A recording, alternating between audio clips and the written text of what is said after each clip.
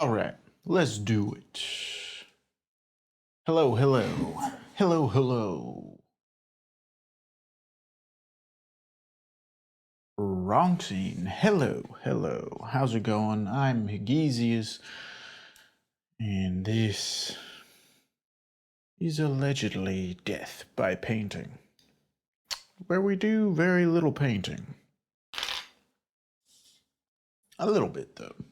A little bit.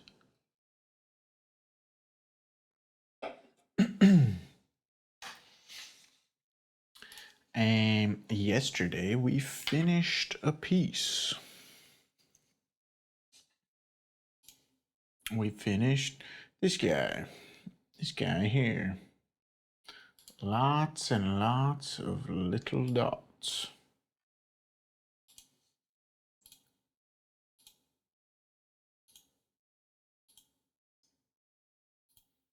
And so, we're starting something new.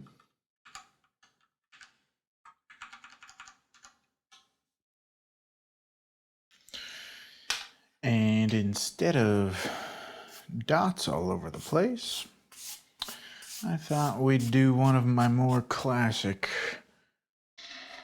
straight and angular line pieces.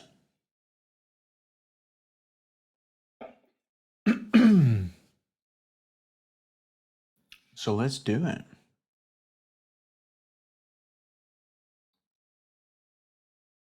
Zoom in ever so slightly.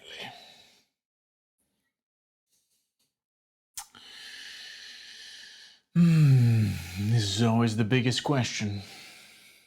Where do you put the first mark? How long? Where's it go? How long is it going to be? Which direction?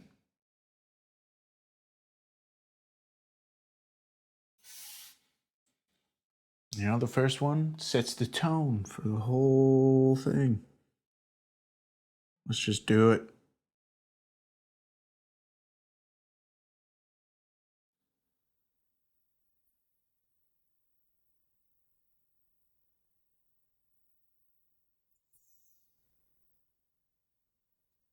Bam. That's how you do it. That's how you pull a straight line.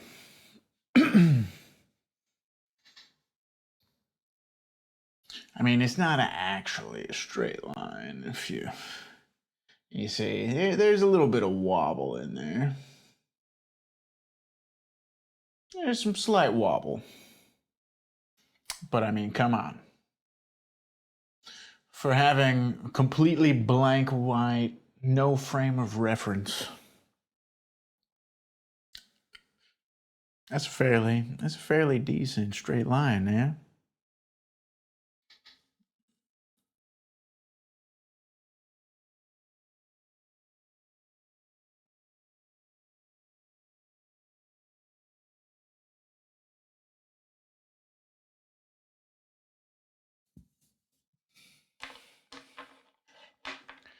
I'm hoping that by doing the straight line only piece, that this one will go a little faster than the stippling piece I did previously. But honestly, that does not guarantee a quicker workflow.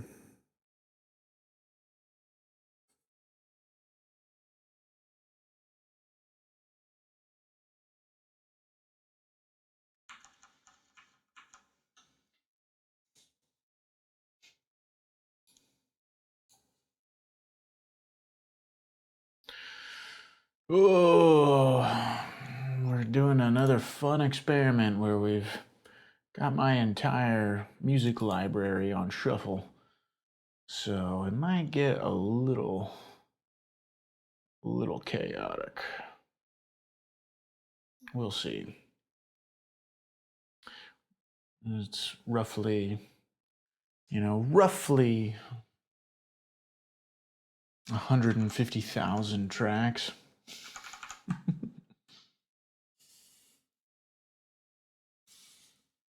in many, many different genres. So we'll see what happens.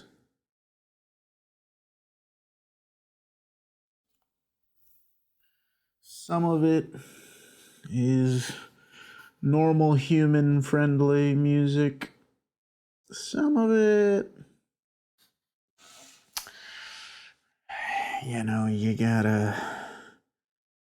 you gotta be into that arty nonsense in order to have any chance of enjoying it.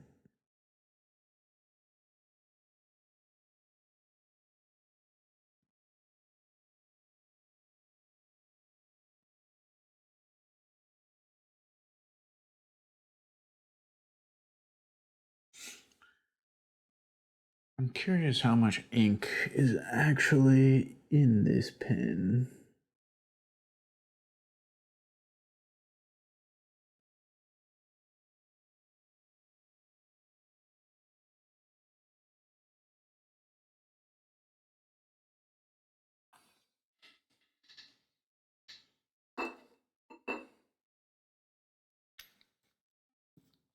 This pen could use a cleaning.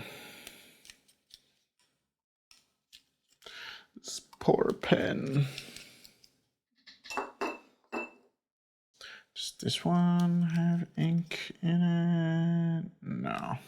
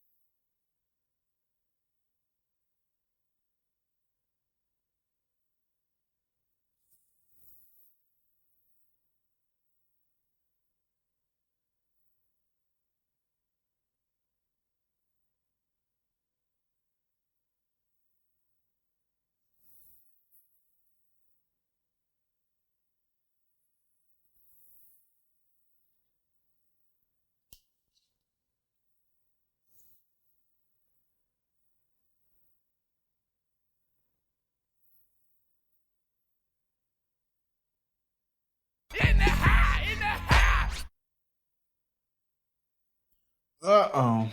Sunstruck's in the high. What up? What up?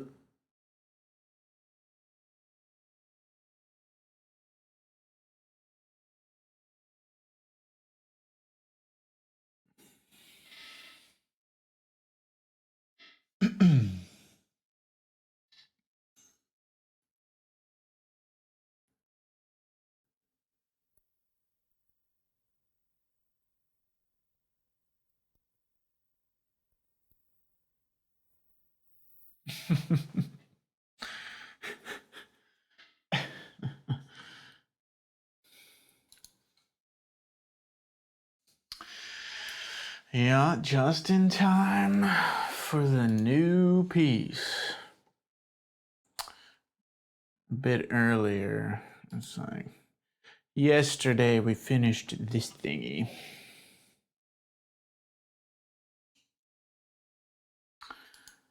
Which is lots and lots of tiny little dots.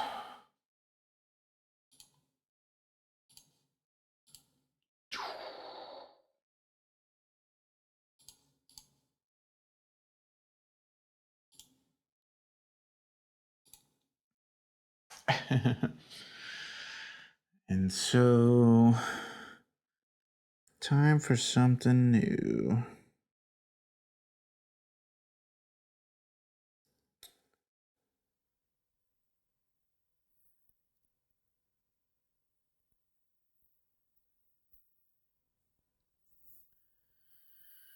So I thought we'd do one of my classic straight angular line only pieces.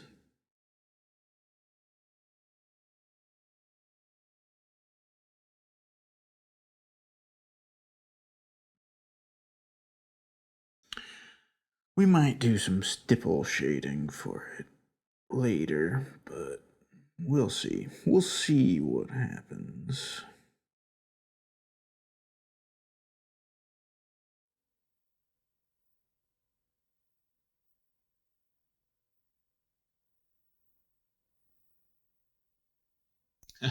No, I didn't. This is, well, usually people wear this for drawing on a tablet. It's like a palm rejection glove to keep your skin from triggering the tablet. Also, it lets your hand slide a little easier. I sometimes wear this just to not have bare skin laying on the paper all the time.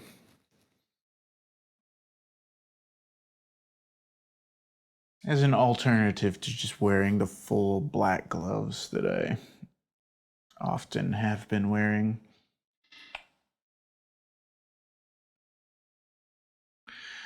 Because when your skin's just laying on the paper, your oils are just slowly getting sucked up into the paper.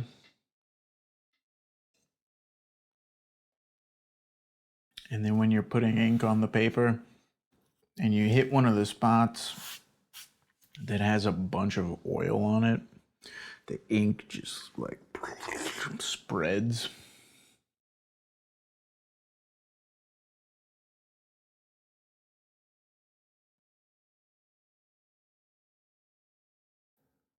Which can be kind of interesting, but not if you're trying to be precise.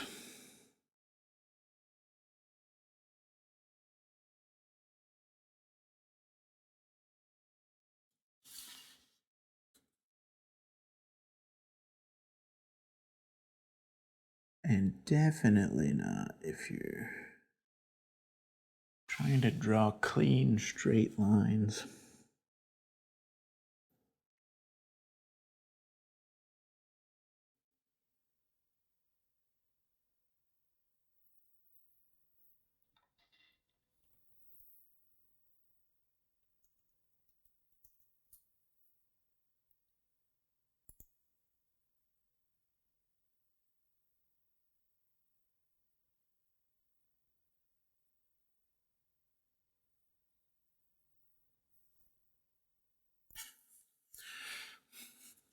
Oh, well, that was Certainly an intense entry to the percussion.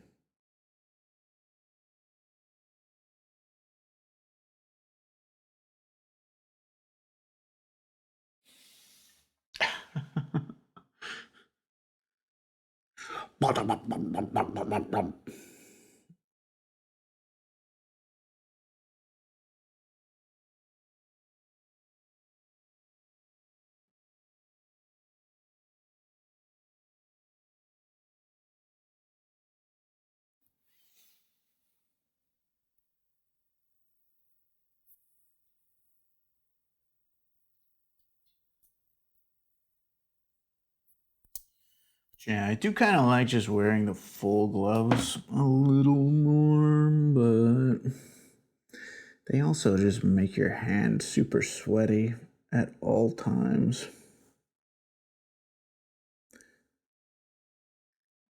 They lack breathability.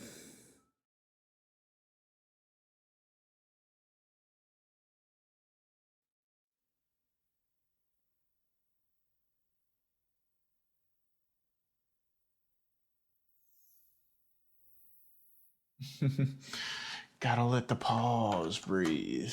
Indeed.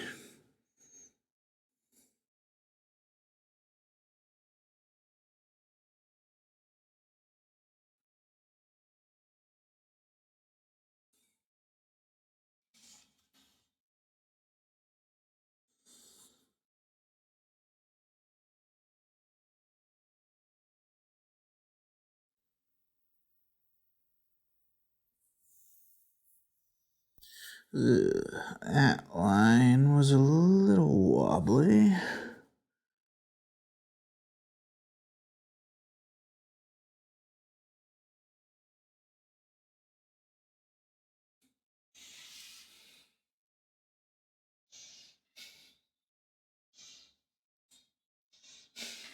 Can it even get close? Yeah, you could see the wobble.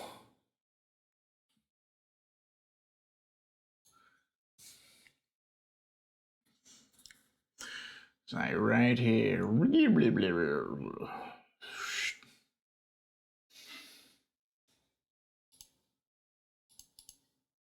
Whoops.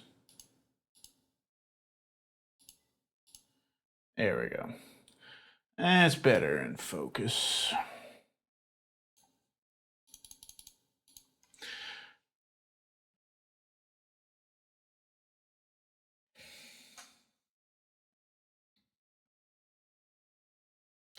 This song is all over the place.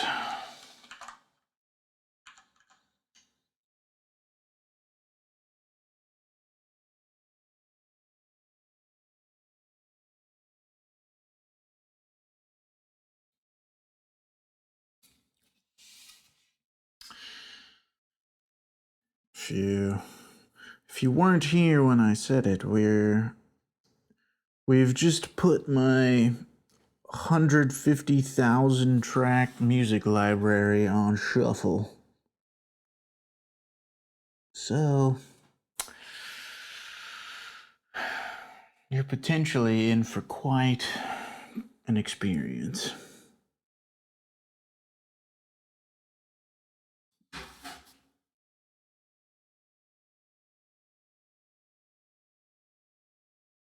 Quite a musical journey.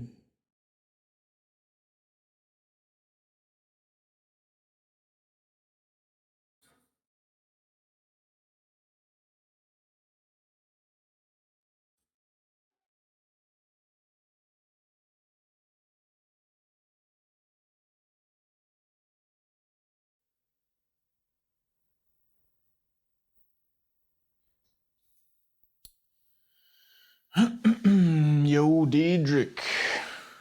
Hello, hello. Yeah, we finished the one we had been working on for like 3 weeks. Let me pull it up again.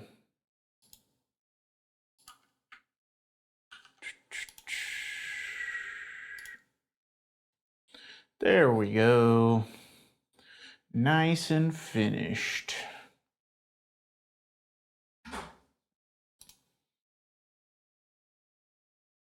Get a little up in there.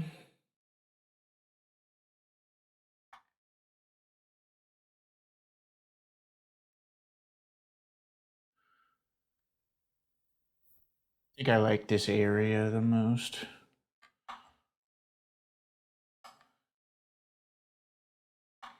I also kind of like this big swoopy thing.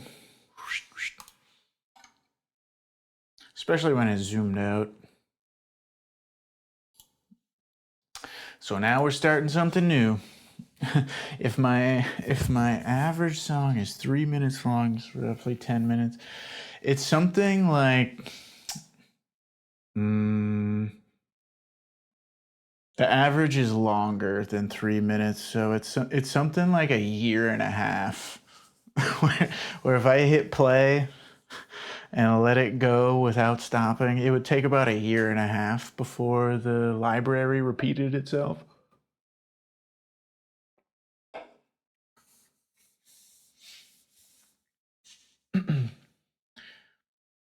And there shouldn't really be much in the way of like duplicate tracks or anything. Unless maybe there's a greatest hits album or something. You like the wavy part on the middle right? Yeah.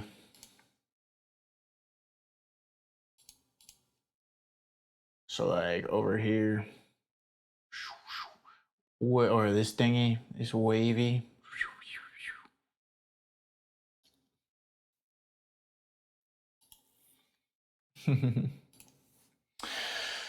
Sunstruck, 150,000, yeah, 150K. And is that my lifetime collection? Pretty much. I think you could probably find some MP3s in there dating back to 2002, 2003, maybe.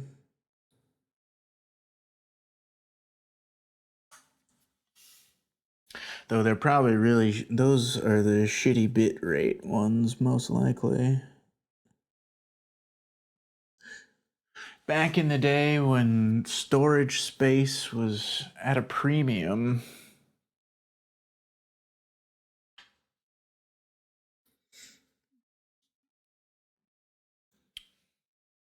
But over the years, I've slowly replaced a lot of them with better quality rips.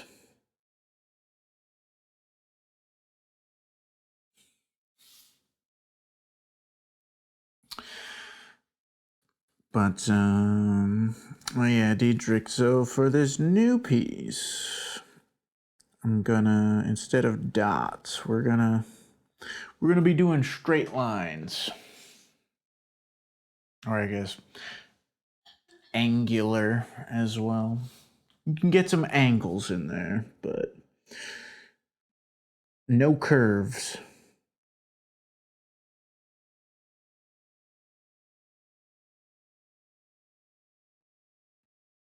Which is probably, I mean, those are like straight line, angular line pieces are probably what I really started doing somewhat vaguely interesting things with.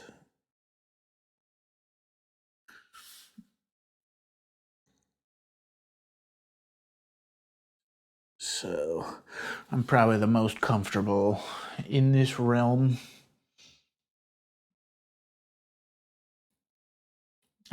Jealous some people can have a drawing glove for their size. It's way too big for your hand. Oh, that's a bummer. Yeah, my hands, I think, are a solid large. Like probably the lower end of large. So a lot of things fit me fairly well.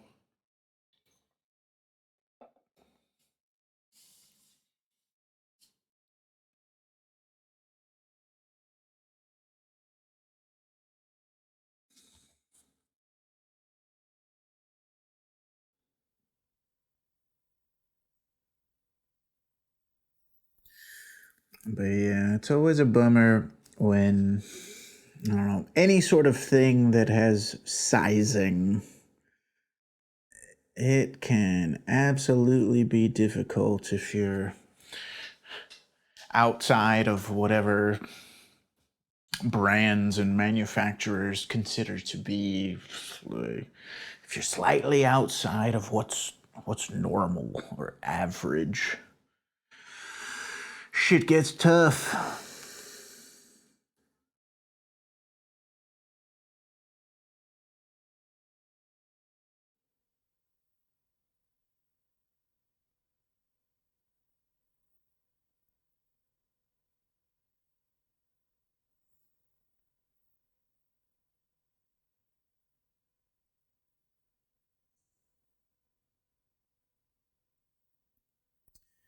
Companies are not big fans of catering to smaller segments. Why would we spend as much money catering to 12% of humans when we could spend the exact same amount of money catering to 80% of humans?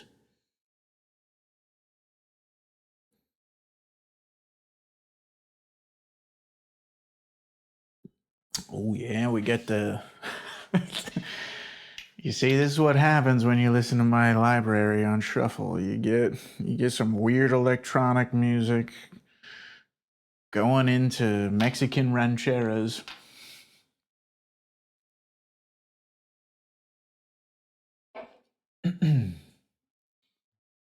My hands are, I don't know how small, but I've seen like one ring small enough for fingers in my life.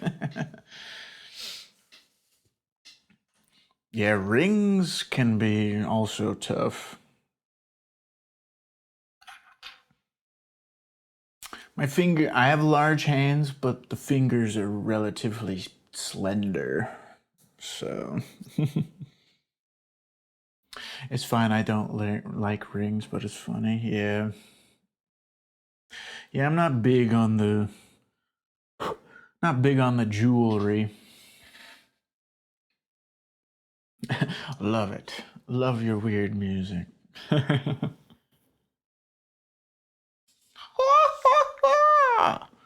gotta do the rito.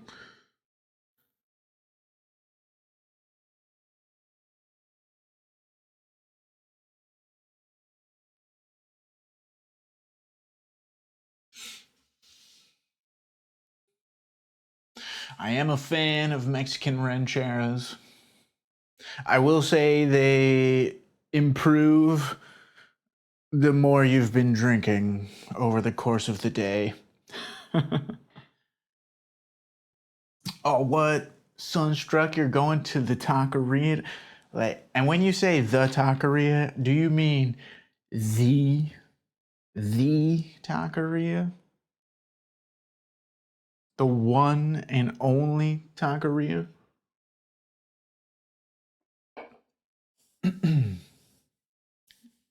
That was the most energetic thing you did in your life. Yeah, you know, I save it up. I operate at this energy level so that when it's really required, I can just let it rip. No, there's a different one you prefer now. Yeah, that's understandable. I mean, the times I have been to Guadalajara going home, yeah, it's not the same anymore.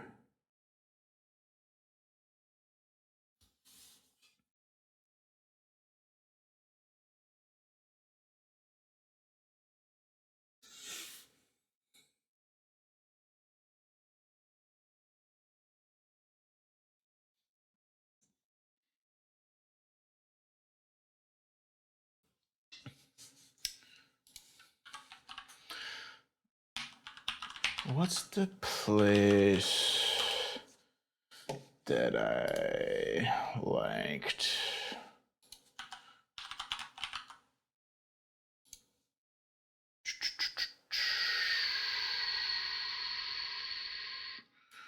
Let's see. Where am I on this map here?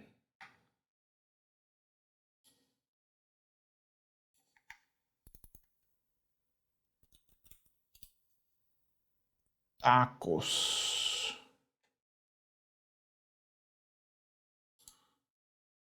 Is this it? Oh yeah, this is it.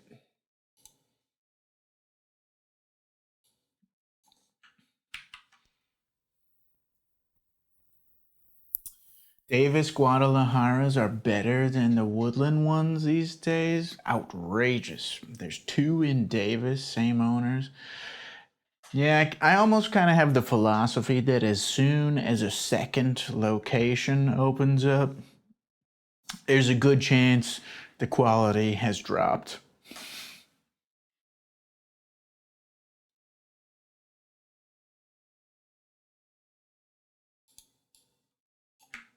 But not necessarily, though.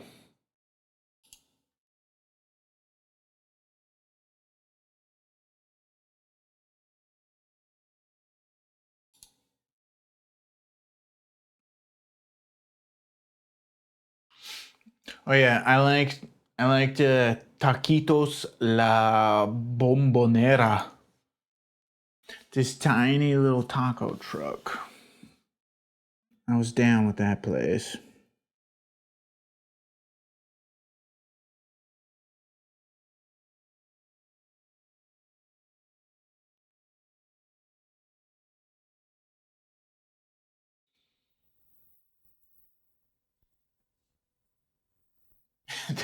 The shopping center's a little haggard these days. I mean, it was always haggard.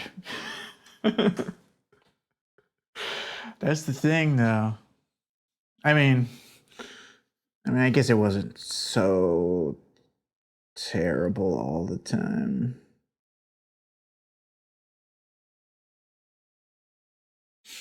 I see Mexican rancheras straight into some fucking metal.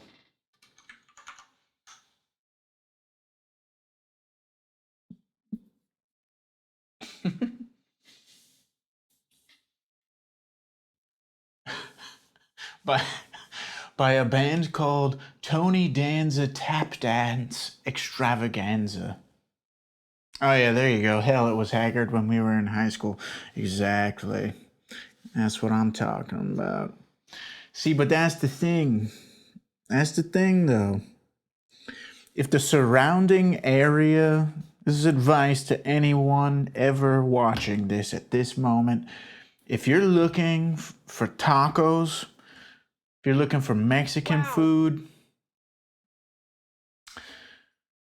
the more haggard the surrounding area is around the tacos, the chances of it being amazing significantly increase. Wow, what is this metal and new artwork? Now, this is real music. Yeah, exactly. I know you, Darkest. You're a one-trick pony, Darkest. You just love your metals. Don't know snakes from dildos about metals.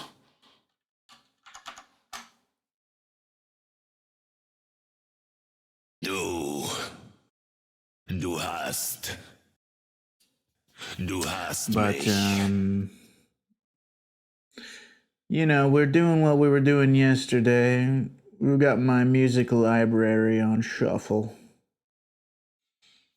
So sometime, just before this, you must have just popped in, because just before this, we were listening to Mexican ranchera music.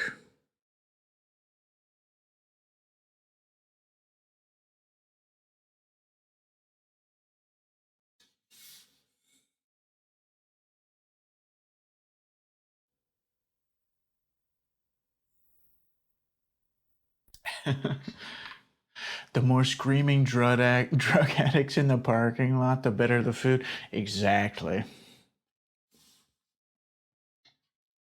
And if it's being served out of a truck and it's in like a gas station parking lot. You've also got some good chances there too.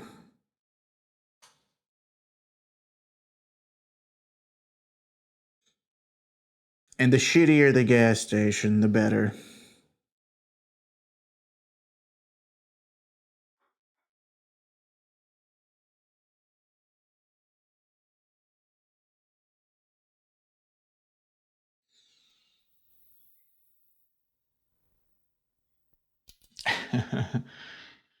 Yeah, we've got Darkest now. The only time he's ever enjoyed the music on my stream. Oh yeah. See, this is how you do it. Mexican rancheras to some freaking metal and then straight into Dolly Parton.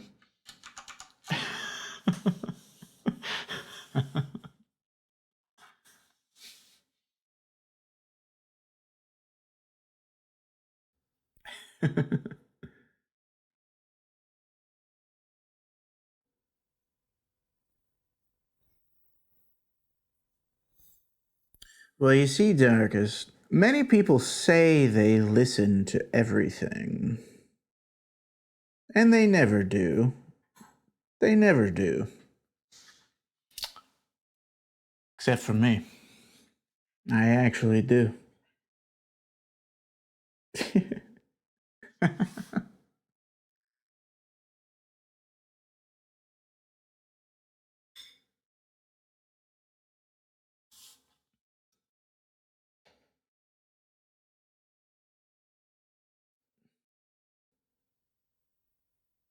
But this is Dolly motherfucking Parton, Darkest. I don't know if you Dutchies know about Dolly motherfucking Parton.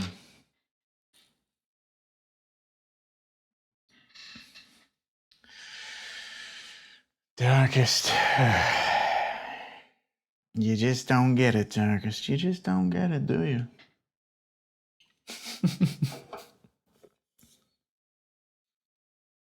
I listen to everything, so because you need to know why. You need to know, one, what exists, two, whether you like it, and three, understand why you like it or don't like it. This is more random than my this is more random than my best friends playlist, and that's a hard task to accomplish. Love it. Excellent. See, but Darkest, like your German. See, here's the thing though with German beer and Germans, Darkest, is that they don't try anything new ever. They just drink the same thing their entire lives and then cry if they have to drink something different.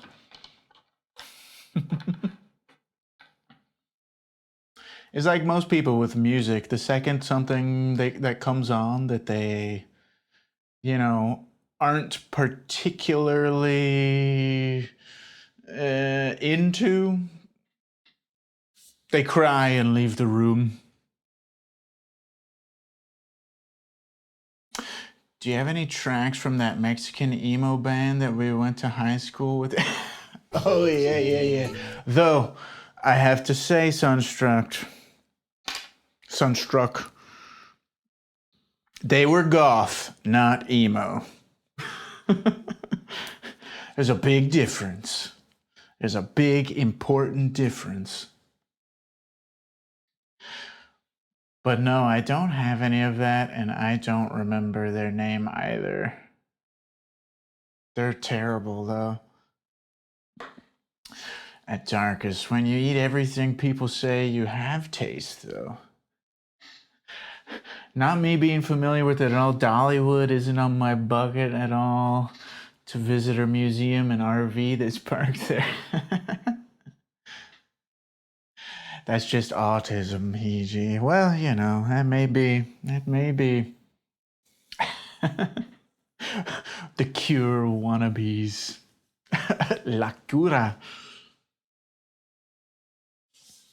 See, we're back in your comfort zone, Darkness. We've got the metals. Gehenna. Seen through the veils of darkness. Hinterket.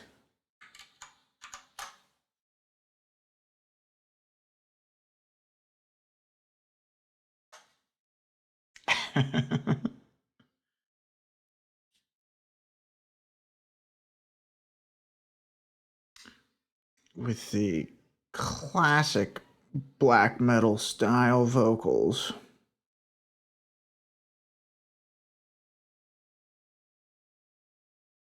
Well, I mean, this is black metal, of course.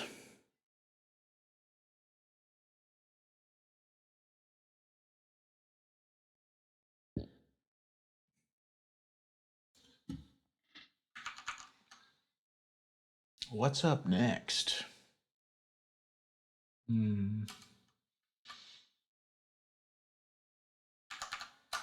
I don't know the song that's up next, but I'm 100% sure it's gonna be quite different than this.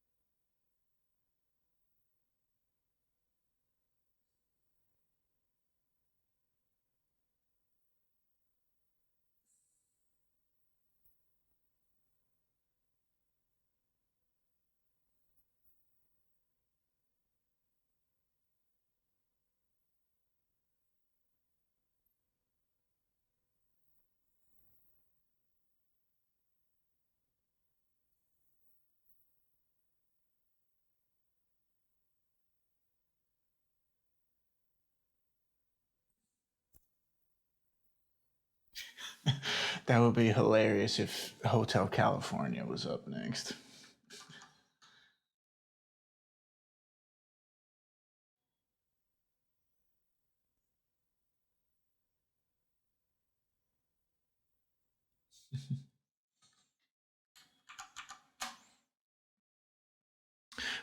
But while I do have an incredibly large music library, you will not find the fucking Eagles anywhere in it.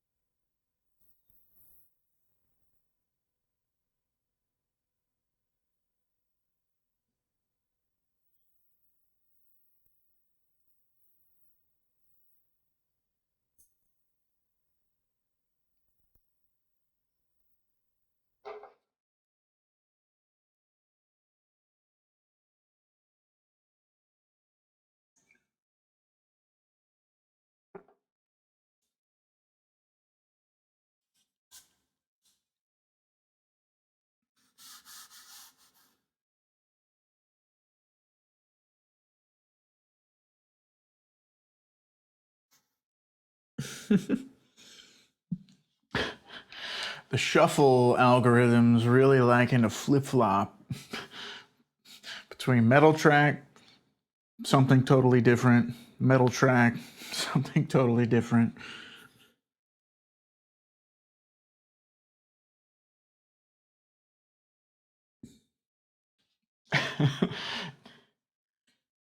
Which is disproportionate metal, which is funny because I mean I do have a lot of metal in the library, but it's not 50%.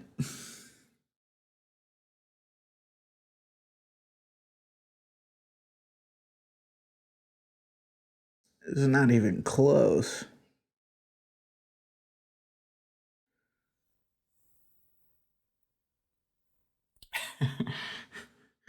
Jarring, but feels right.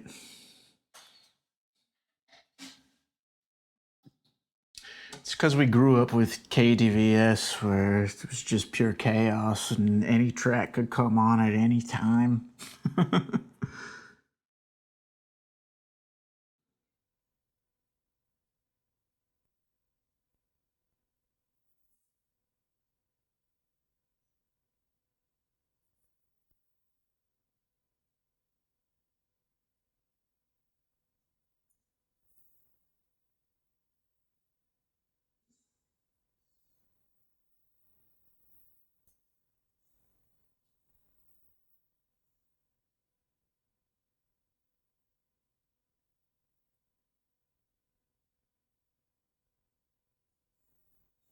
Of the metal I do have in the library, though, it will heavily skew toward black metal, though.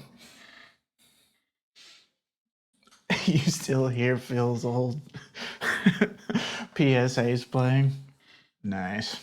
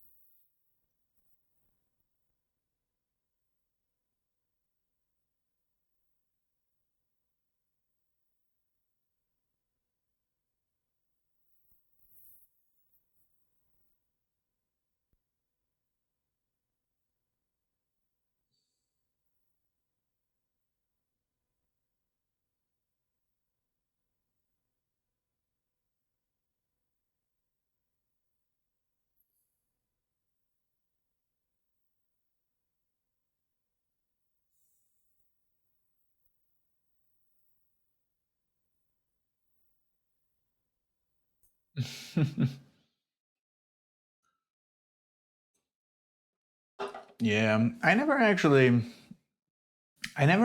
made a whole lot of PSAs for that radio station.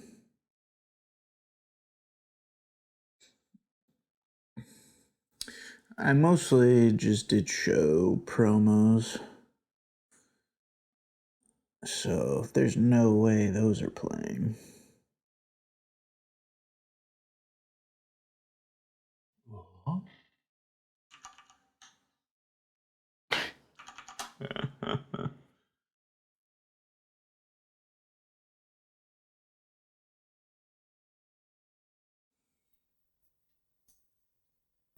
That's what you call a transition, people.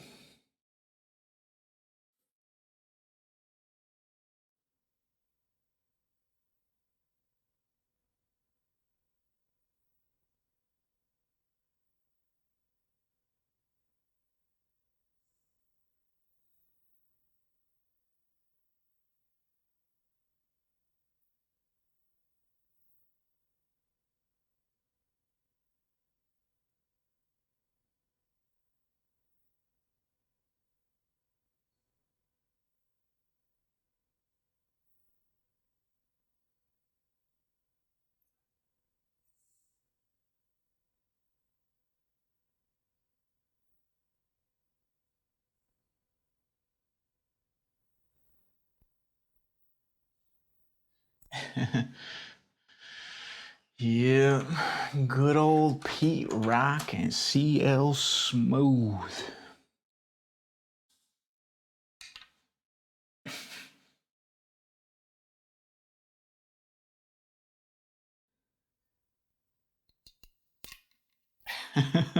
And that's what you call a transition, guys. You know, at first, you're listening to death metal. All of a sudden, you're a hip hop kind of person.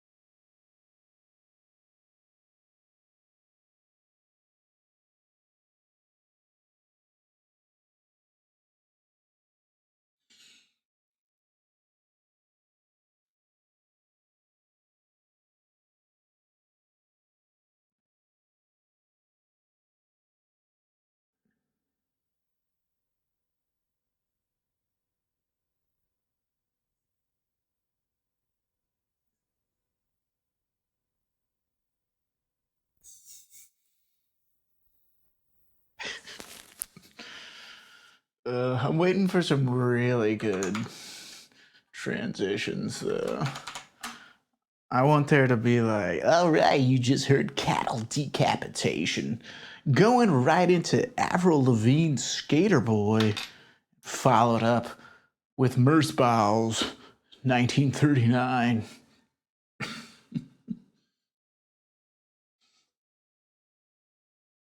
As a Dutchie, I do like my stroopwafels.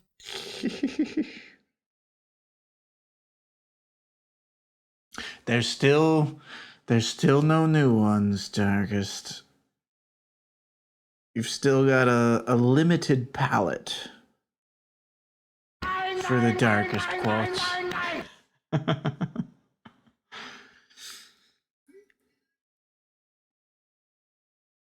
If you've got some really good ones, you're gonna have to timestamp them for me. Fuck you!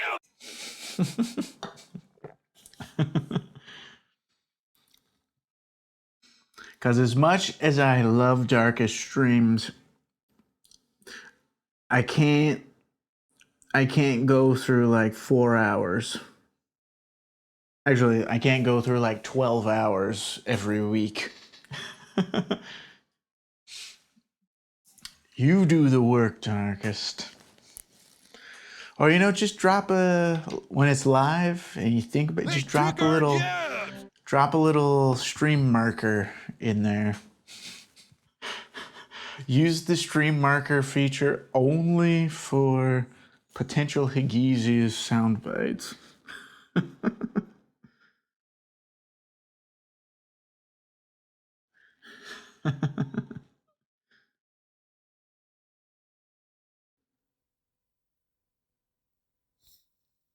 Why does Darkest have all these stream markers in his stream? Is he changing topics that much? No. They're just for when he says funny things.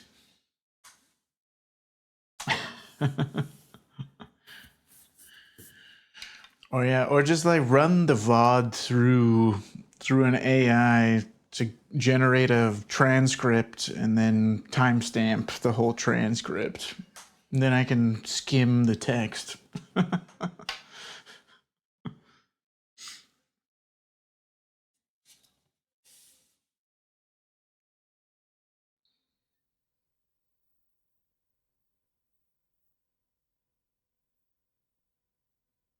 But no. We'll get more on there. Don't you worry, don't you fret.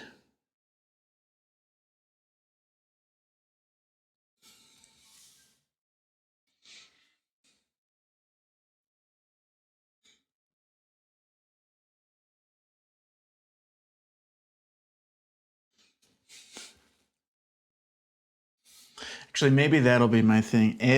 All the art streamers that come through I'll have a whole set of sound bites of themselves ready to go.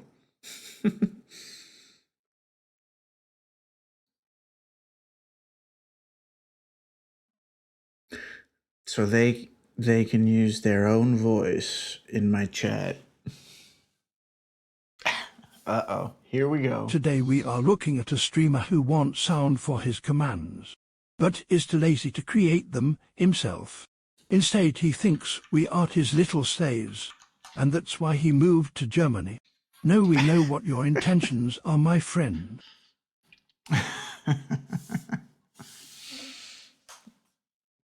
It's true. I'm gonna put your voices to work. It's just a work camp, Darkest. It's just a work camp. There's nothing nefarious about it. It's just a work camp. Pay no attention to that smoke billowing out.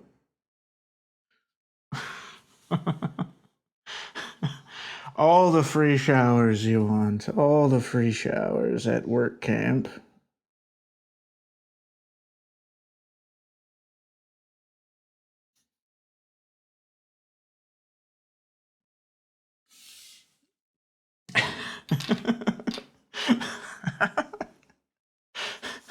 One time only.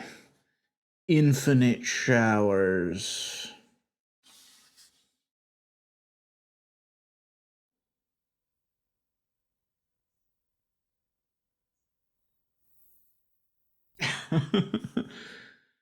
Well, that's what happens when Darkest comes through.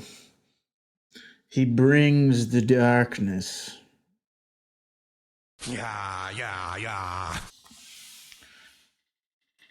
I'm gonna type in Darkest, and I hope it's the one with the black heart. As a Dutchie, I do like my stroopwafels. Ah, it's just stroopwafels again.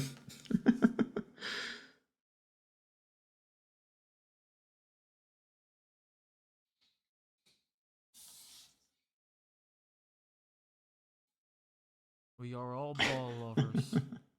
We are all ball lovers.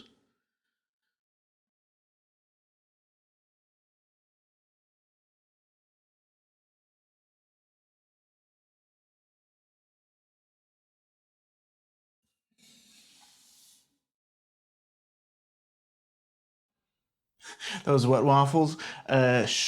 Stroopwafels.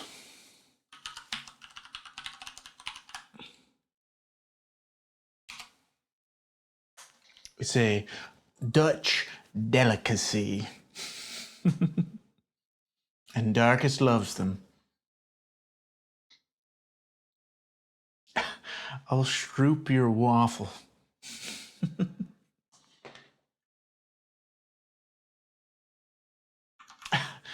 It was another soundbite he triggered. It was very low in the mix.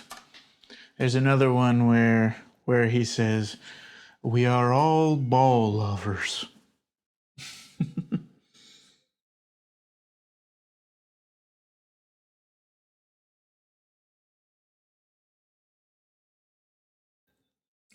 You hear what you want to hear, bro.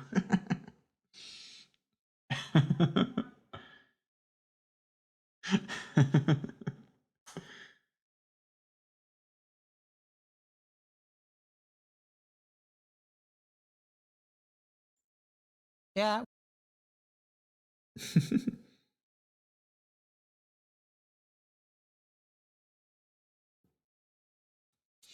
That's him saying yeah.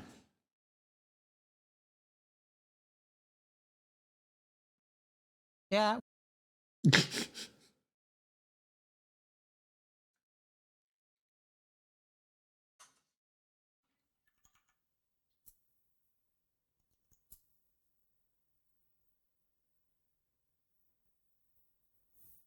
As a Dutchie, I do like my stroopwafels.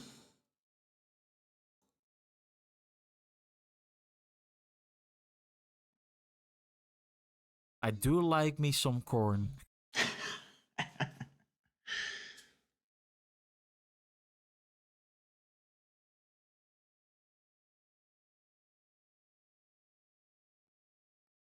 there's also a chance corn pops up on our shuffled journey through this musical experience.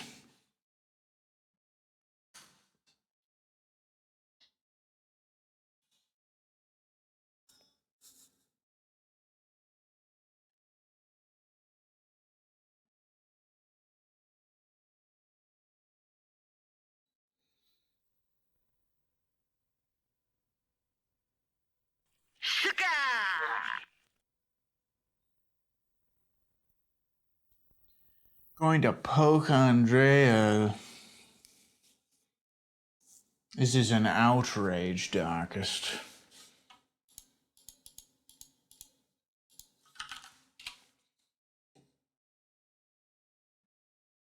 Who does she think she is? No! Who does she think she is going live at this hour? This is an outrage.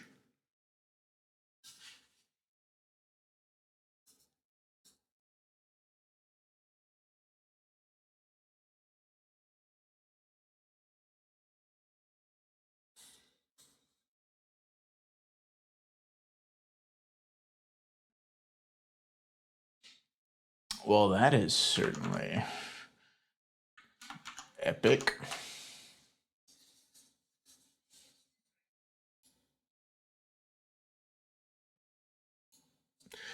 And compressed to hell.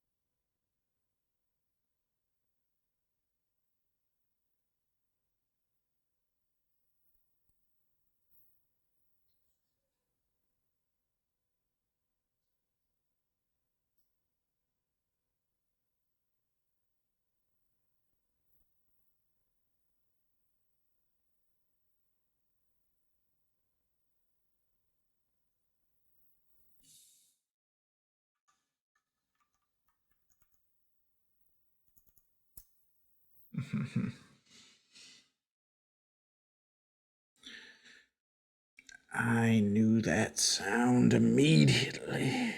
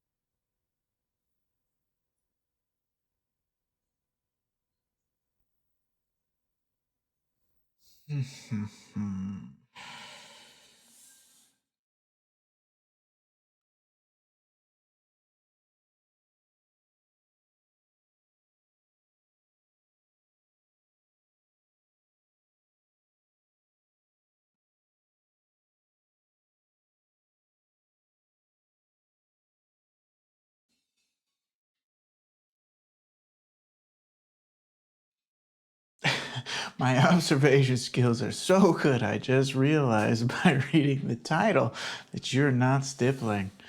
Exactly. We're doing lines. We're doing straight lines, angular lines.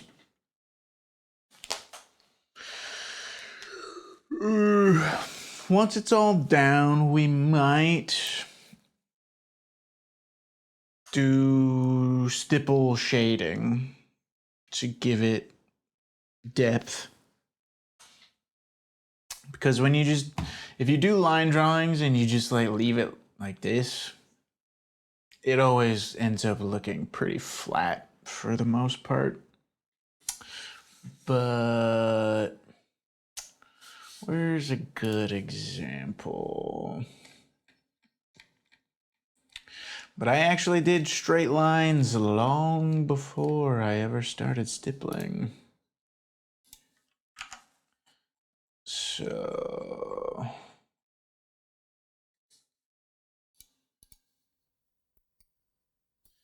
here's one I did recently while on vacation.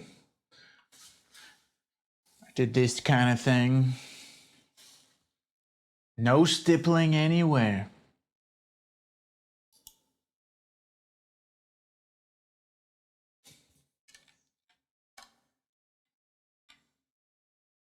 Only a little bit of thickening up of some lines to vaguely give a little sense of depth. So we're gonna do some, chaotic random variation, something like that. But we might stipple shade. Do I have one? There's probably one on my Instagram somewhere with stippling. Oh dang, DJ Screw.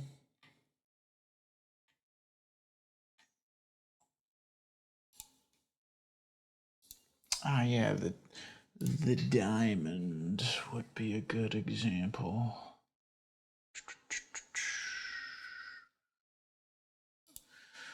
Oh, I always hate that Instagram does everything it can to keep you from being able to view the raw file.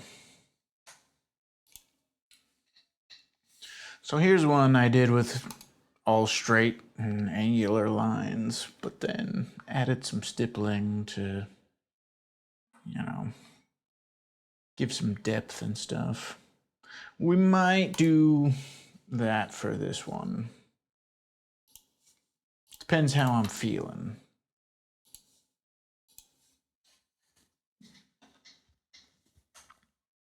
Yeah, the diamond one's nice.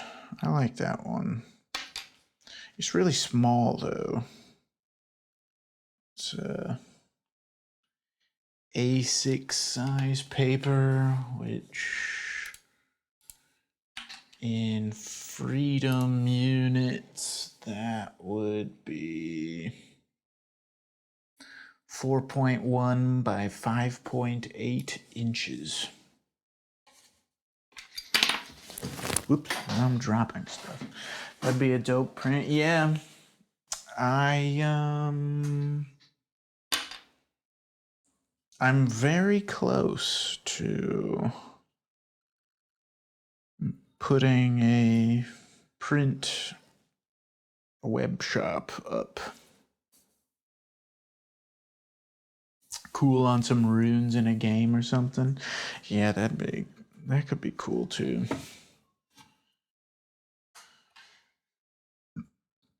But I'm very close, to opening a print shop. Let me see. We can give you a sneak peek.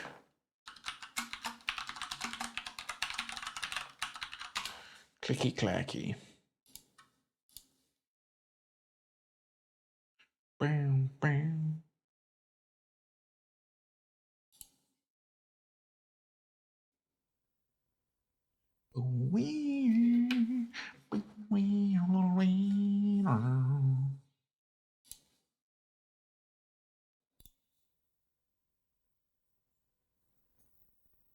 Here we go.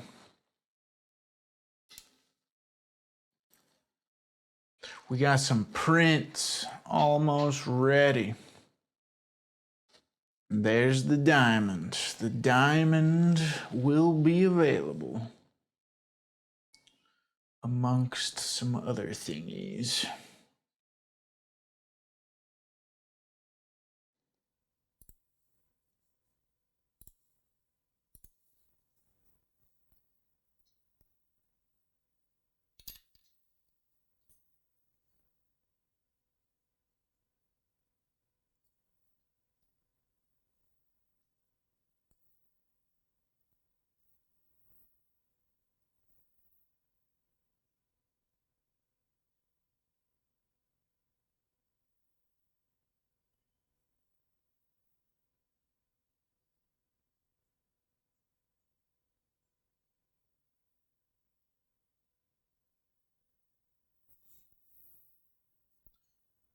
I forget, did I get a test print of the diamond? I'm not entirely sure.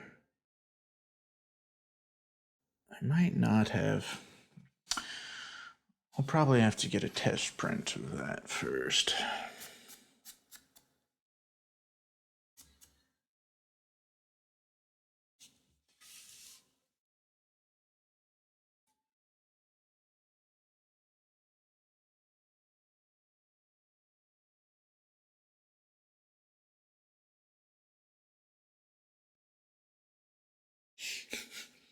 Actually, now that I think about it, DJ Screw coming up on this shuffled music library journey probably has a much higher chance than most artists to pop up.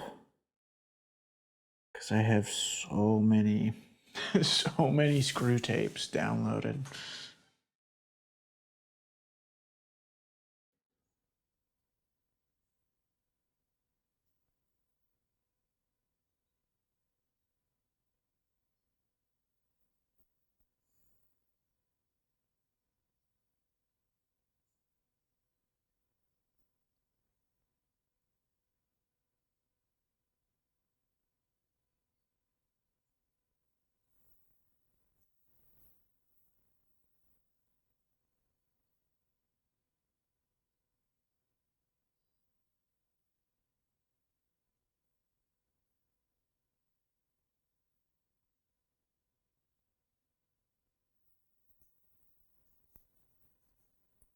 So yeah, forgot I turned the music down for that one obnoxiously loud track.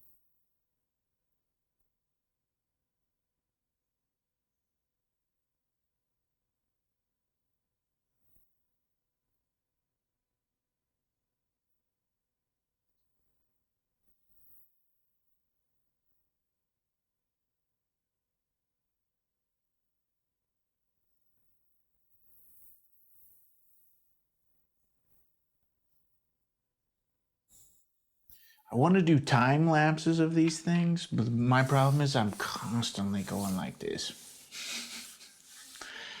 The time lapse will look terrible.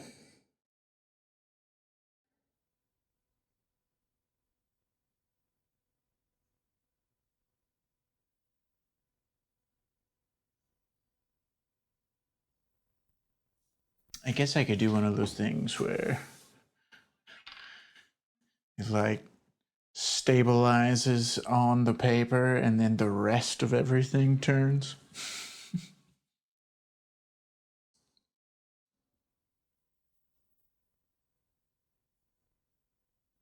Maybe that would be visually interesting. I'd have to do a test.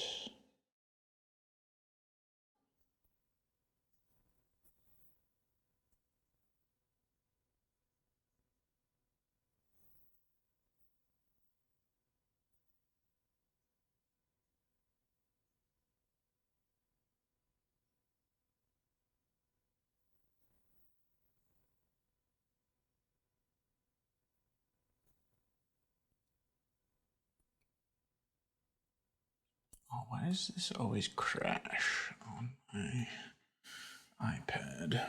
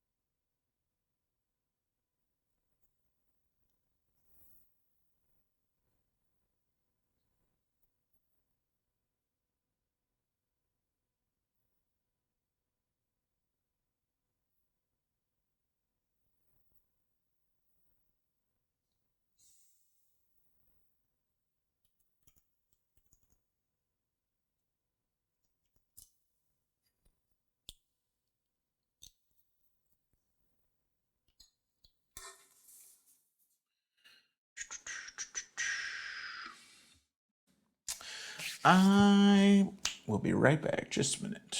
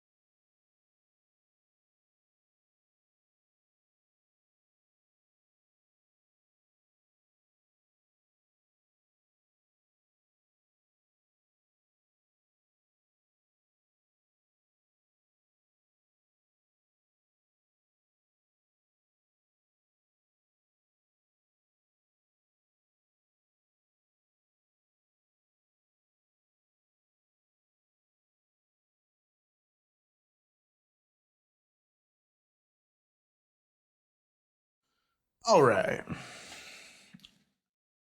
All right.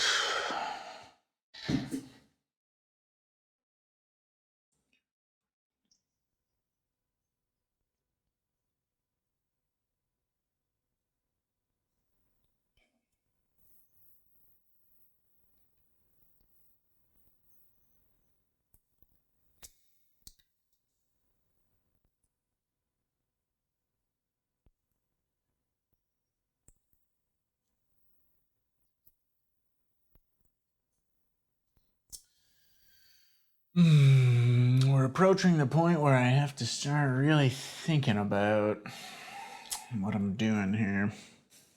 The beginning, very easy. Just go crazy.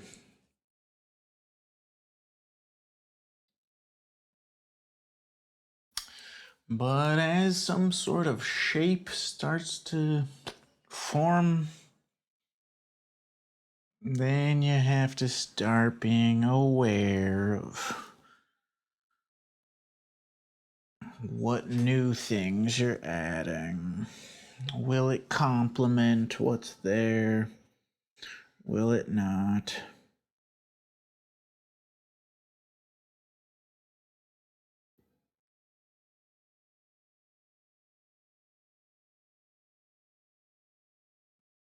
Or, I mean, I guess you don't technically have to. You could just go full chaos mode if you really want.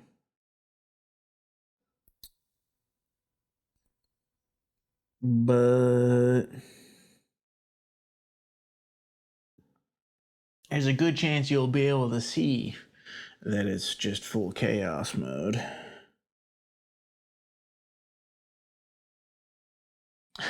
Chaos reigns.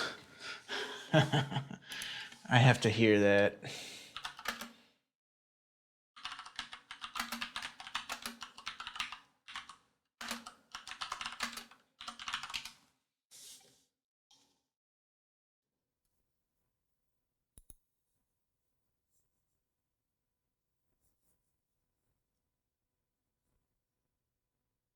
Oh wait, no, that's Herzog hearing Paul F. Tompkins.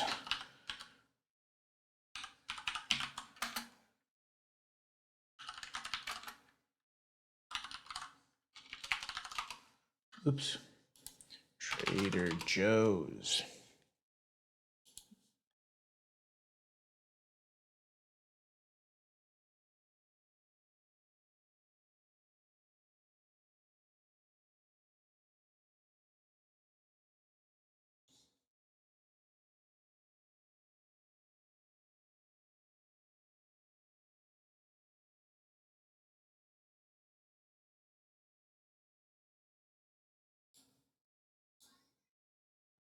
Oh, madness reigns.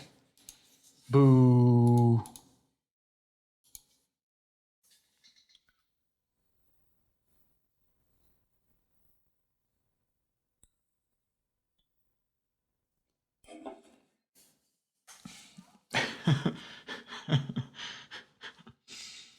Oh, Werner.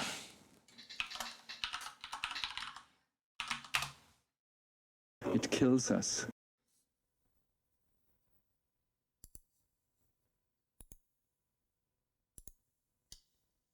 We've got a few Werner sound bites in there. I forget all of them though.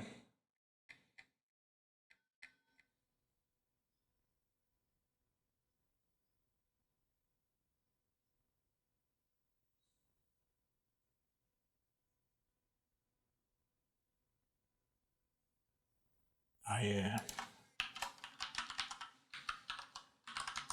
We are cursed with what we are doing here.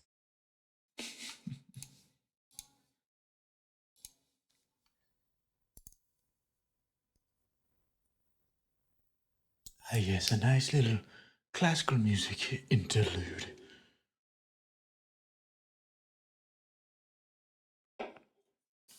You're listening to 92.3 FM NPR radio.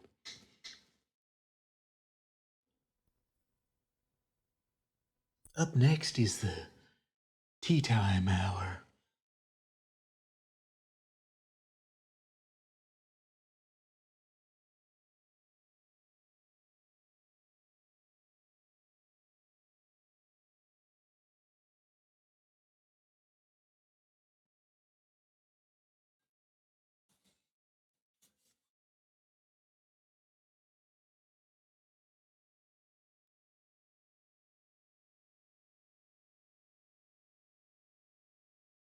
Okay. I like that transition.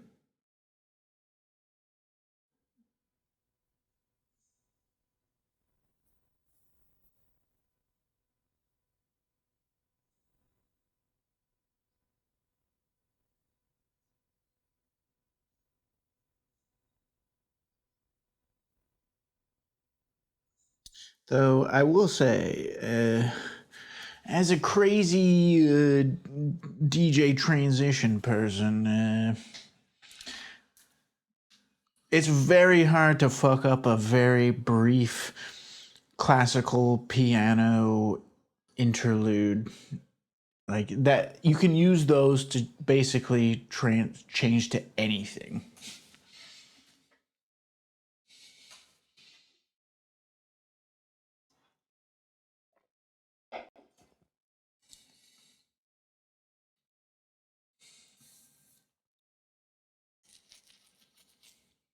Like coming out of anything, just dropping a little 1 minute Bach piano thing. You can go into anything and it's gonna work.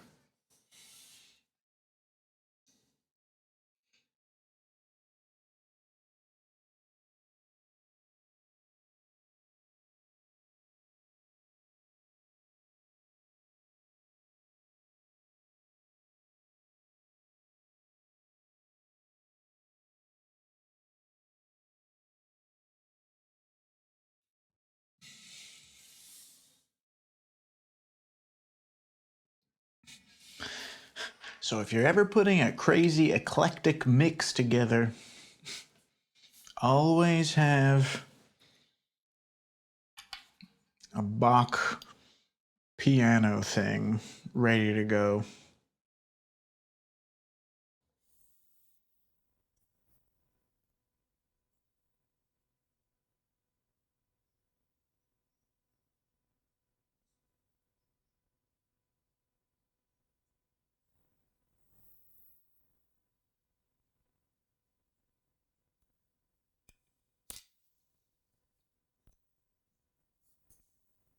It works best if it's a piano thing with a lot of counterpoints. Those work the best.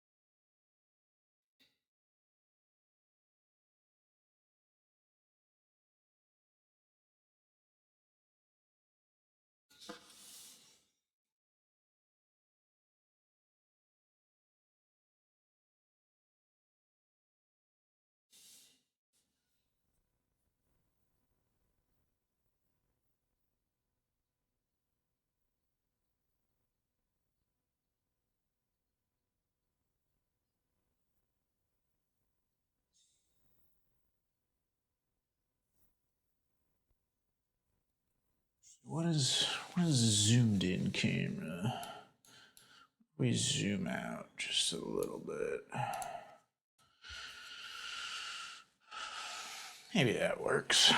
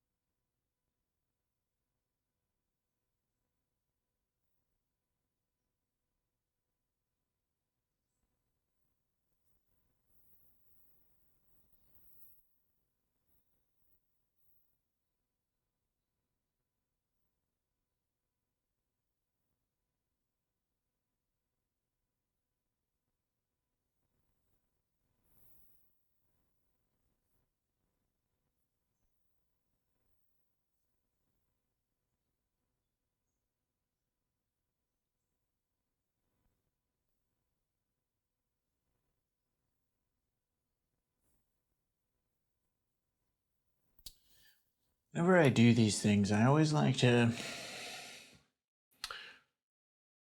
I have a tendency to kind of braid things. I always like to alternate. It goes under, then it goes over, then it goes under. I like to do that as much as possible. Why? I don't know. I guess I think it just looks cool.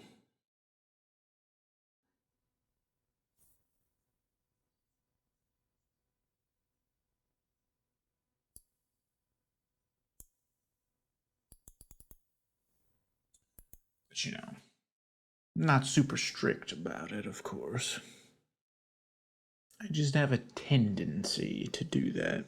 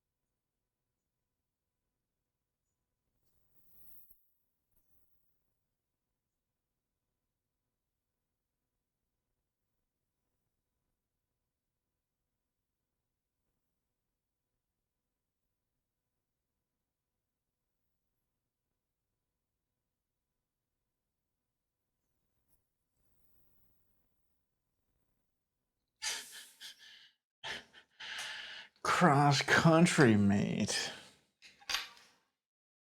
Fun, fun.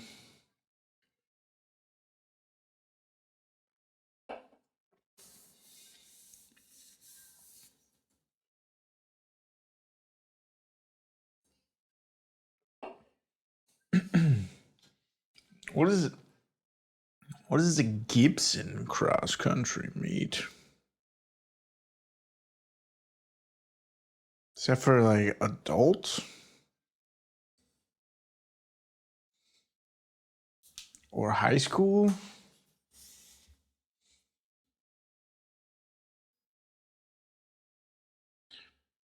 Each elementary school has a cross country team? Elementary school?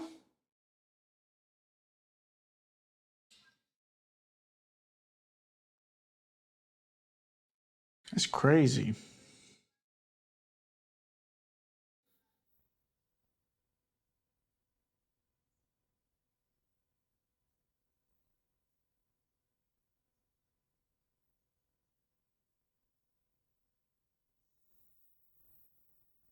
Well, go Gators.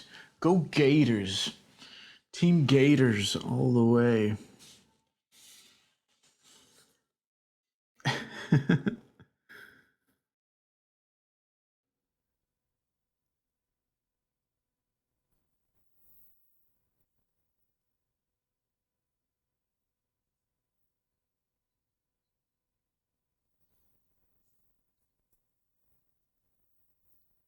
So they have organized sports in elementary school.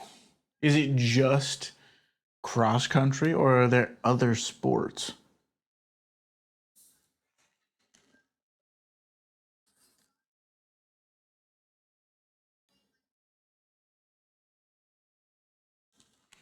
Just cross country. Of all the possible organized sporting events,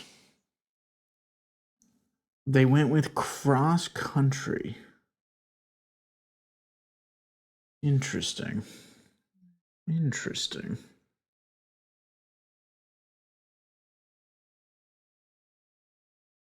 I mean, I guess it's for little kids like that, like 6 to 12 years old.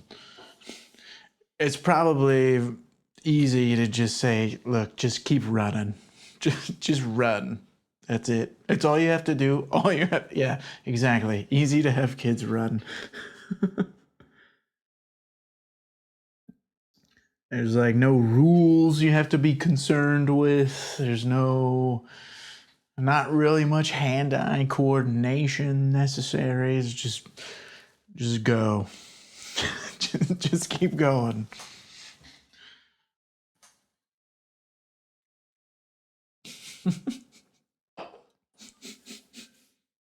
Children. Children are fools.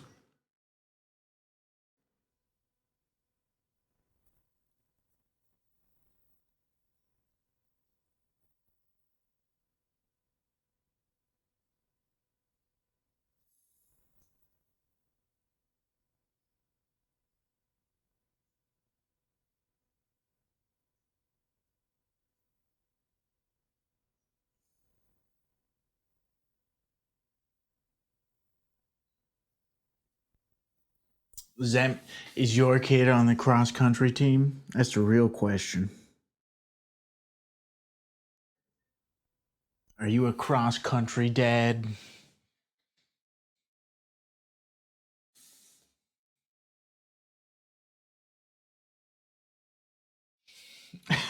Yeah, otherwise I wouldn't be caught dead there. Excellent.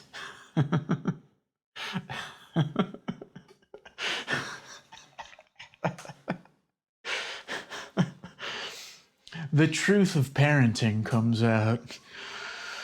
Oh, I fucking hate every minute of this shit. It pains me to the core of my soul. Deep, deep within, there's nothing but pure hatred for everything about this. But I go and put a smile on my face.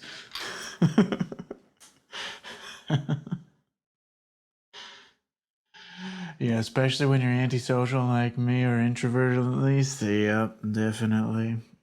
And then you're sitting there with the other parents. You're like, oh boy. Oh, Paul over there is quite the runner, huh? Sure.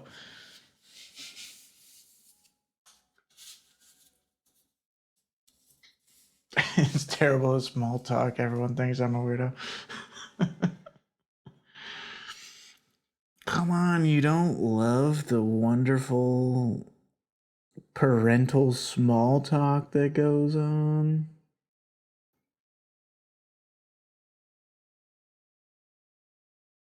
Oh, sure is a hot one out today, huh? Oh.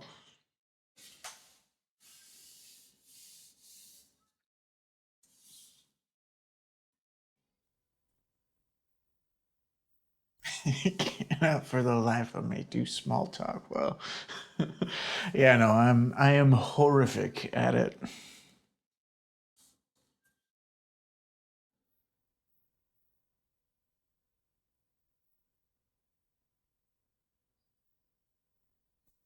I might be able to do it if I was just completely like I dedicated myself to playing an over the top character. But then some people might catch on and think I'm just being insanely sarcastic about all of this.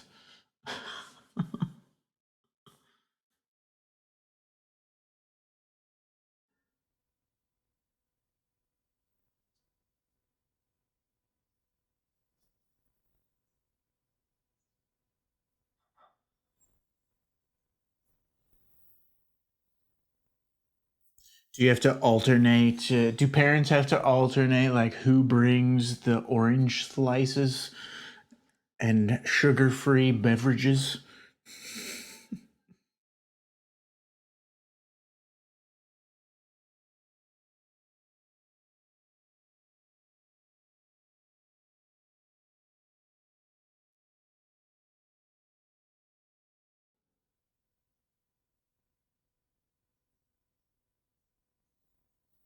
No, thank God.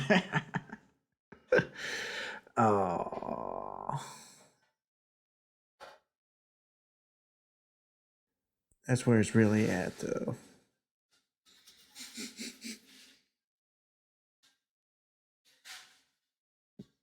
Because then you always have to outdo the previous parent. Like so and so's mom brought do do do do do. It's like fuck. Now we're gonna have to do even better than that shit. I'll just bring Red Bulls.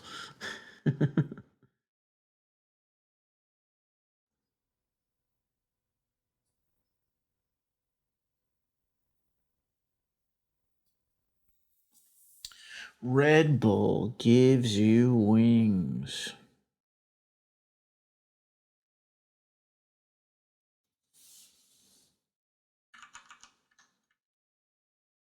Oh dang. Bone Thugs on a screw tape.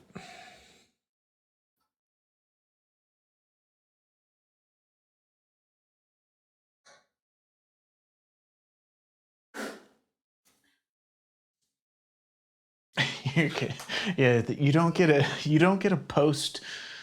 uh post competition snack. You get a pre competition snack.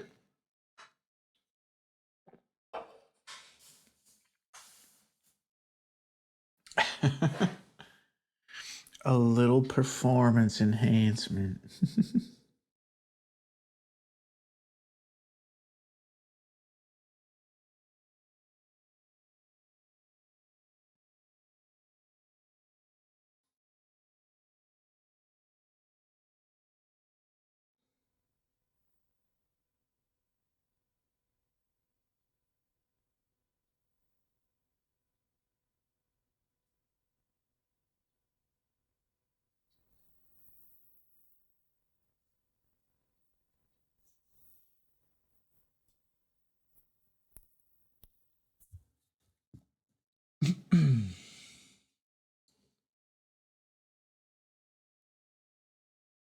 What? Do you remember the rumors about our class's high school basketball team doing meth before games?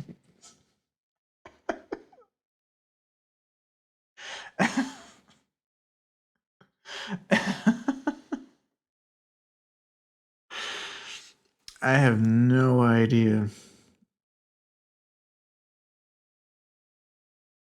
But I wouldn't be surprised. That's just valley life in California.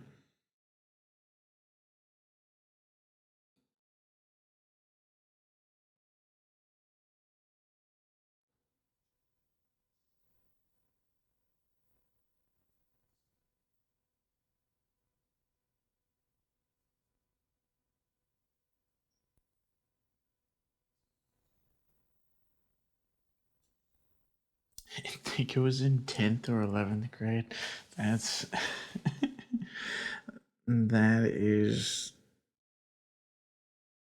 a really funny concept to me.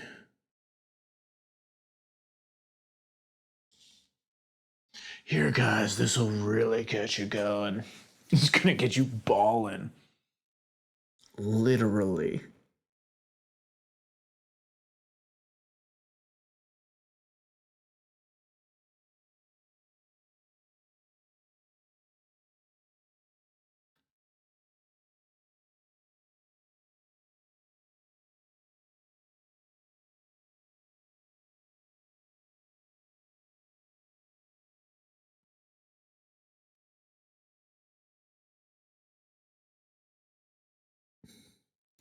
I'd be curious how much that would actually, or not even how much that would actually help, but like, would that even help? Like, would that improve your game? If you just hopped up on methamphetamine going into a basketball game? You seem to recall whoever told that it didn't. Of course it wouldn't help. Jittery, and basketball, you need some sort of precision hand-eye coordination.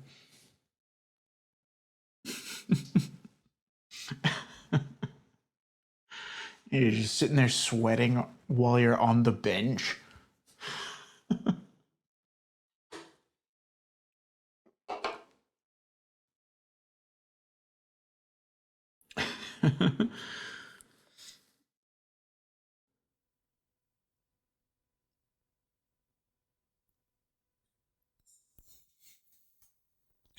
Maybe an extremely minimal measured dose. It's cool, guys. It's cool. I'm just micro dosing meth. It's totally fine. All of Silicon Valley is doing it these days. They were microdosing on LSD before, maybe a little bit of mushrooms every now and then. But the new thing that's really, maximizing revenues, maximizing productivity is meth microdosing.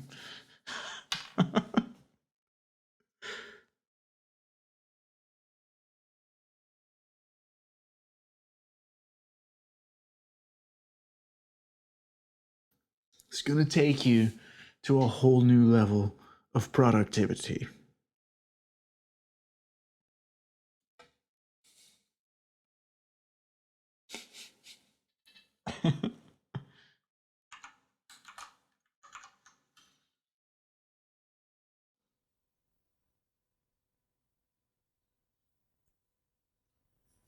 Kalen Morrison and Eli West.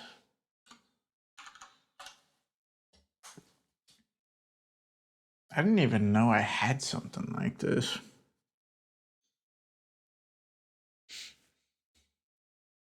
I've never been super huge into bluegrass, really. Not that I think it's bad, it just never delved deep into it.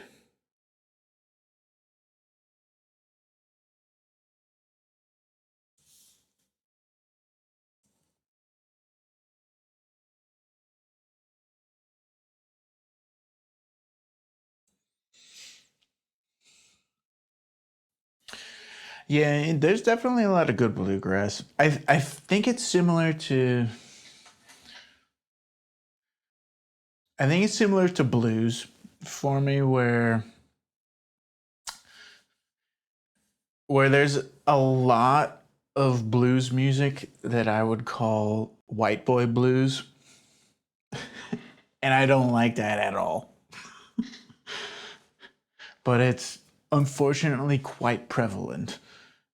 But I think with bluegrass, there's a similar thing going on, but it's like country boy bluegrass and city boy bluegrass. Good music to smoke meth to.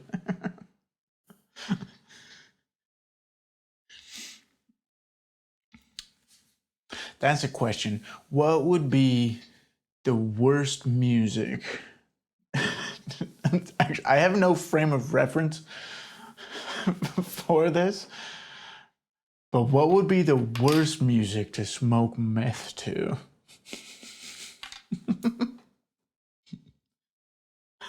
Yeah, worst and best.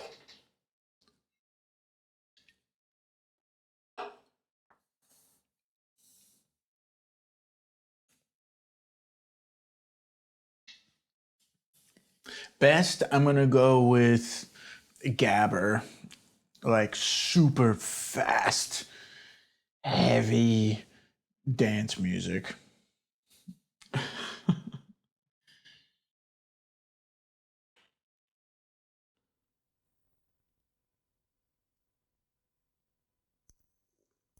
Worst, I have no idea. DJ Screw.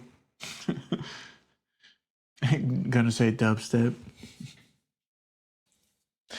You would have to specify though American bro step subgenre of the dubstep umbrella.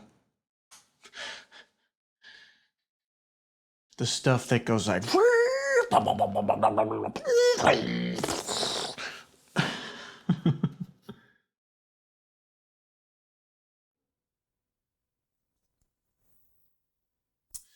you know, here's my theory on American bro step.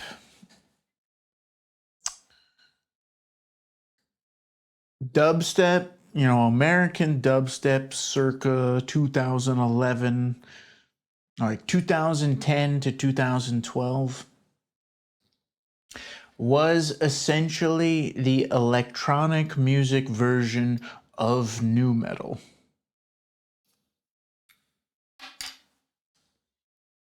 They just replaced the guitars going and flipped it with electronic synthesizer instrumentation.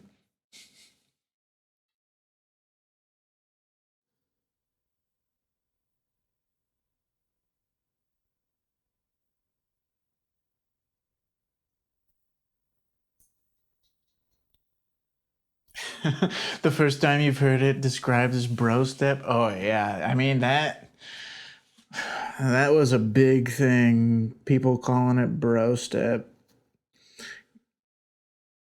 Because if you would ever look at the crowds that were at these, you know, 2010 to 2012 American dubstep shows,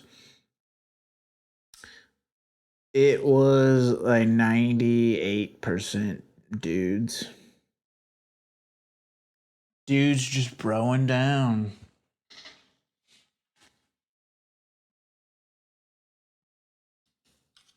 There is good dubstep.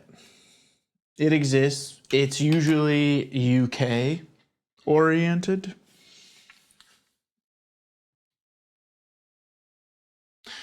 And you can definitely hear the actual like dub reggae influences a lot more. It's a lot more calm as well, and not anywhere close to as abrasive.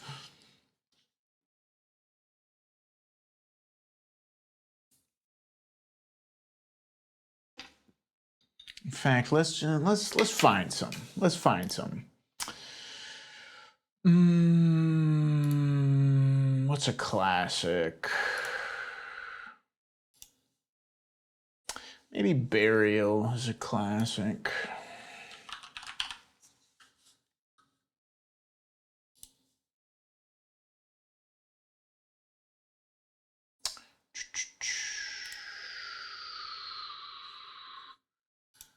Play next.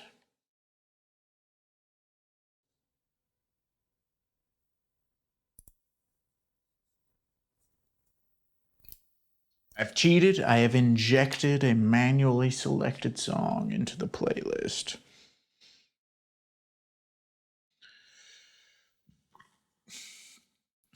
But my closing argument on American bro step dubstep just being a rehashing of nu metal is the 2012 Korn plus Skrillex album.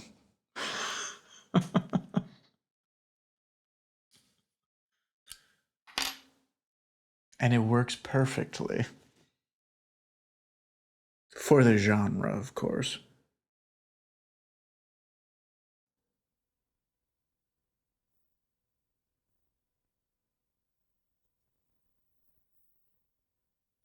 Oh yes. Oh yes, it's an album.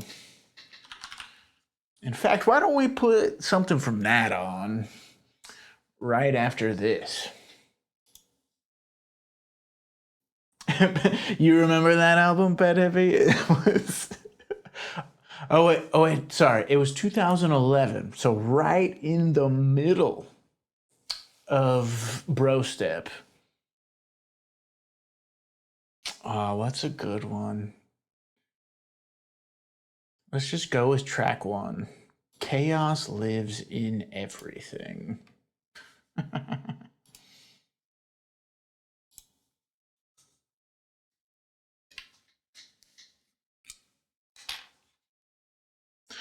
So this is what I would say is some sort of an example of, tasteful dubstep that is a little more true to the origins of the genre.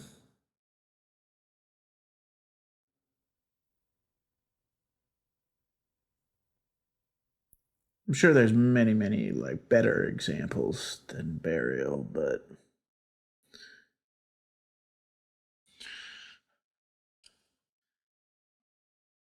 you didn't realize Bro Step was a thing, but yeah, it tracks. Oh yeah. It was Bro Step.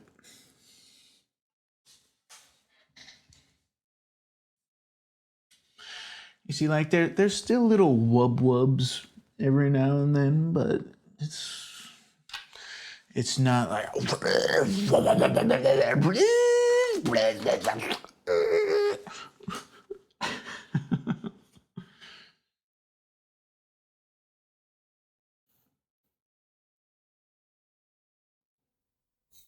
which we will hear in a couple minutes.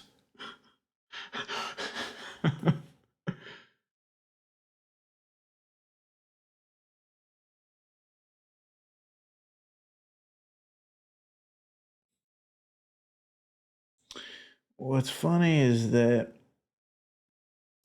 there's actually one synthesizer VST plugin that from Native Instruments that pretty much enabled Bro Step to happen.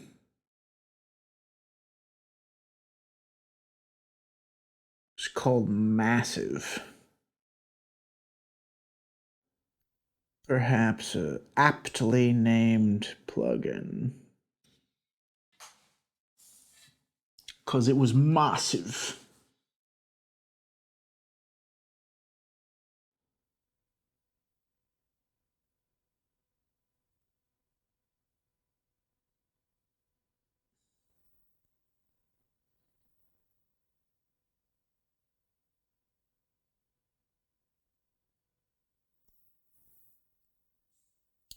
Also, if if you want to find like classic dubstep, the tempo is actually fairly fast, like 140 BPM or so. Bro step does like a halftime feel. So.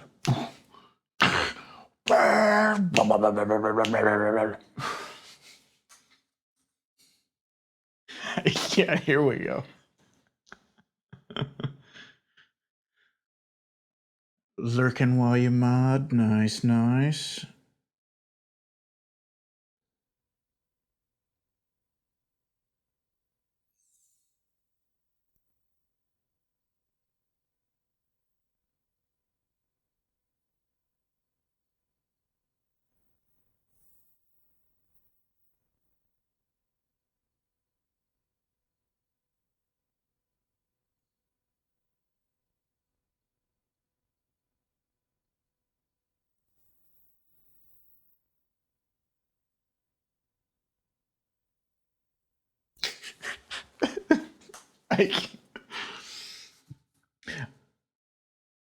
I have a very difficult time listening to this album without laughing.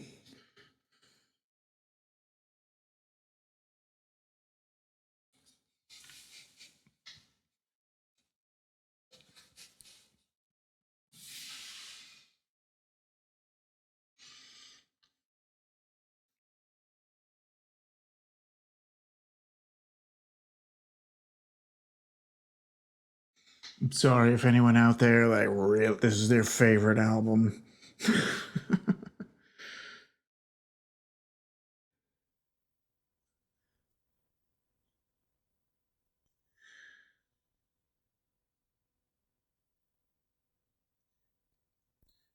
There has to be an epic bridge breakdown though. That's where the bro step really jacks itself off. Oh yeah, it's coming. It's coming. Metaphorically and literally.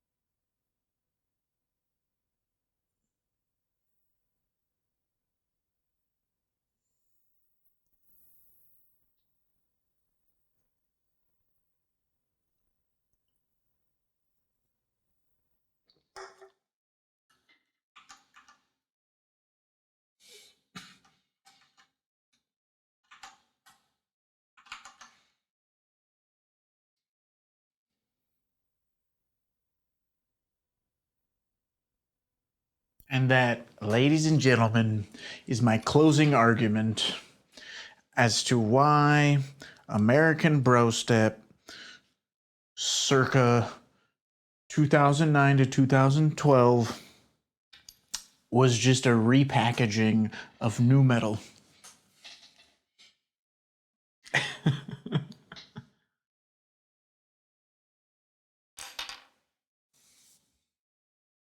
Ooh, System of a Down.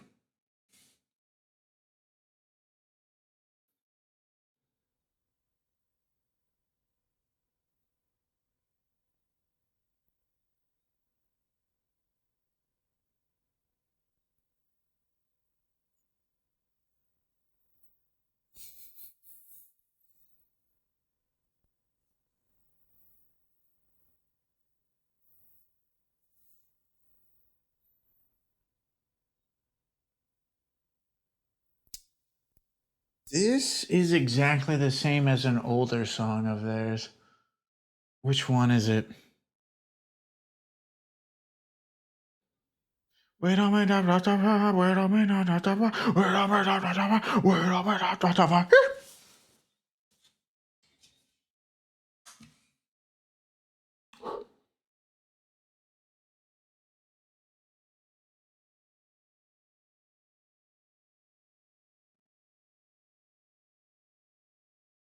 We don't need to multiply, we don't need to multiply, we don't need to multiply.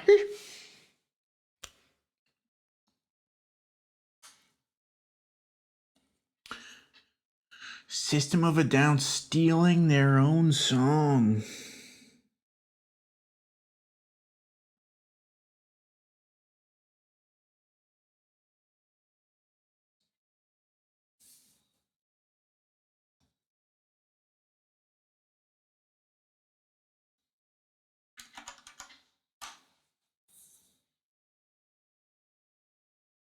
Oh, they even ended like that too. Oh my god.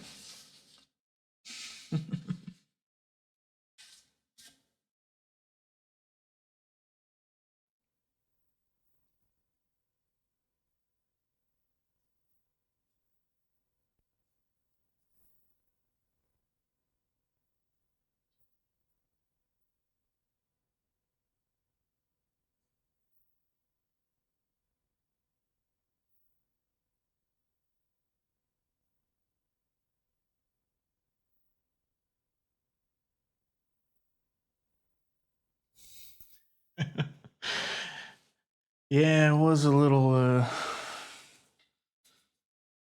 edgy and loud for a while.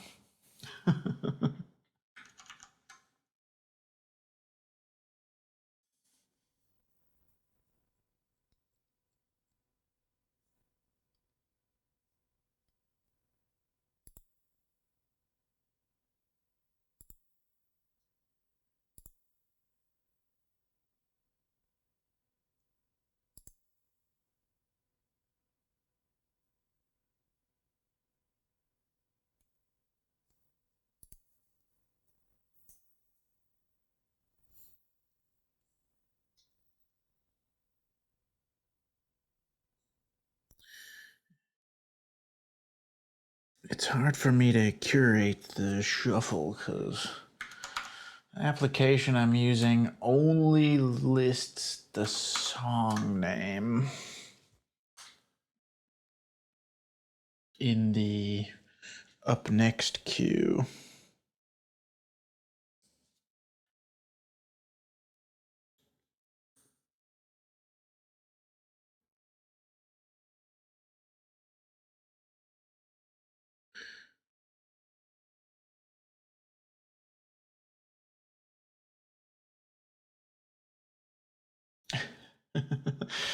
You do now feel that you have a better understanding of dubstep, however. It's a wide range. It's a wide dynamic range. Sounds mogish. Yeah, this is probably this is probably like late 70s to mid 80s. Like sci-fi-y synth music.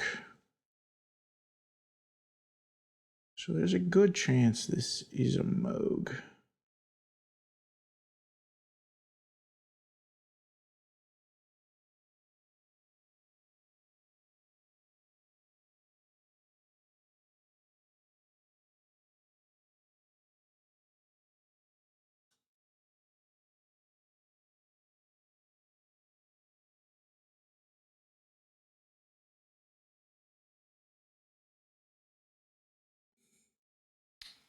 Okay, interesting.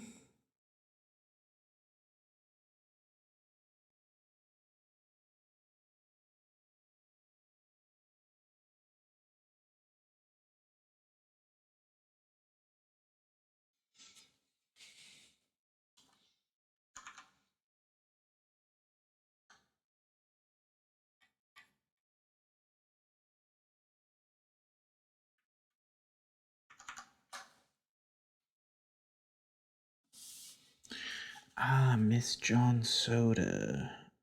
They're good.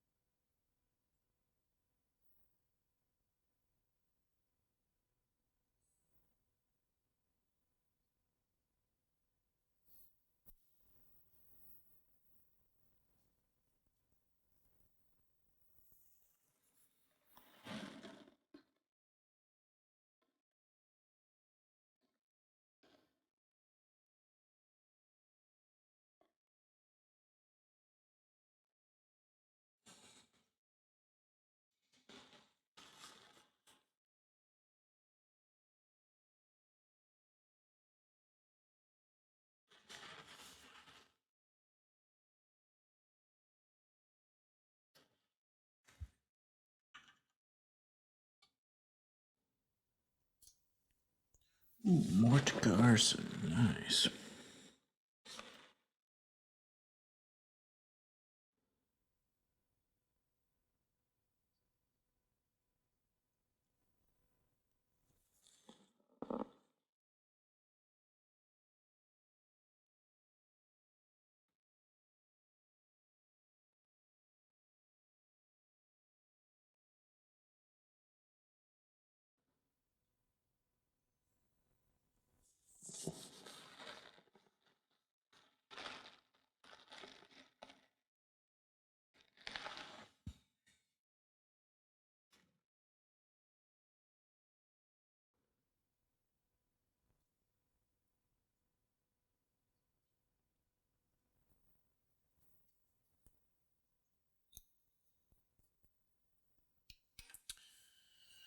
I'm gonna get another beverage real quick. Right back.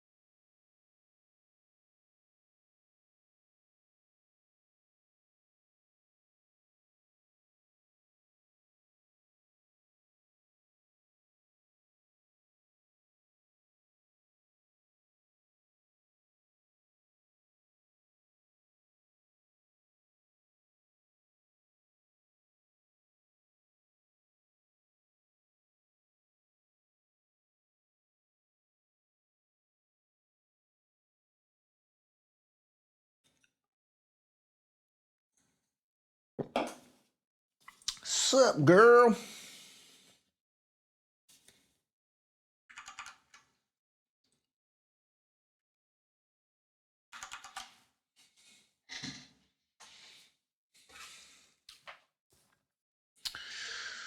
Oh yeah, this rapper has a name that one should probably not say.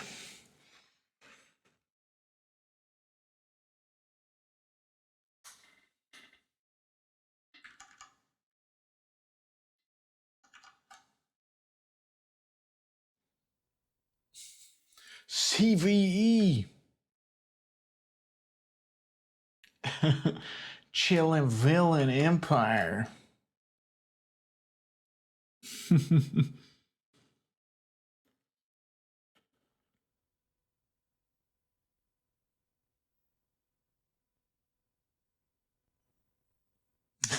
Exactly. You know, you know.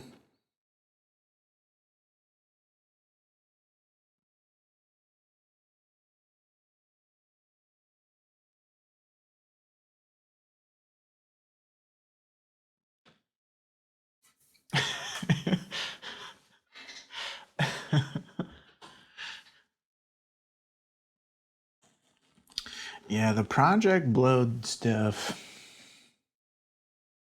Nice.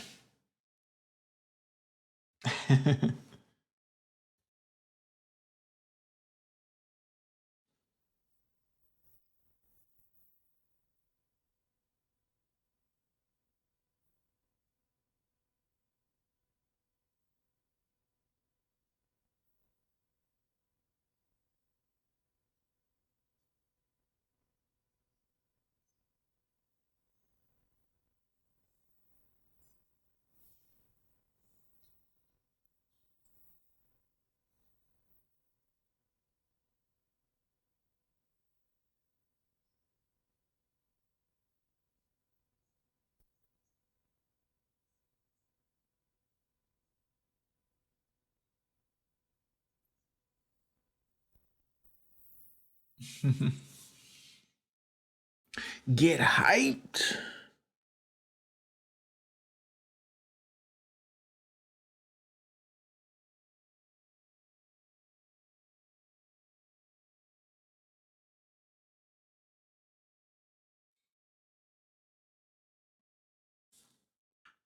Haven't heard this one. This one is on 99 to upgrade. So maybe it's a later rendition.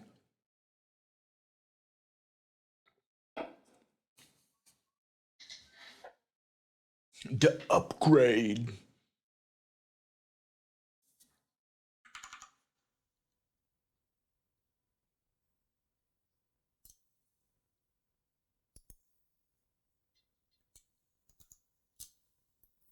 Okay, Micron Diamond. Okay.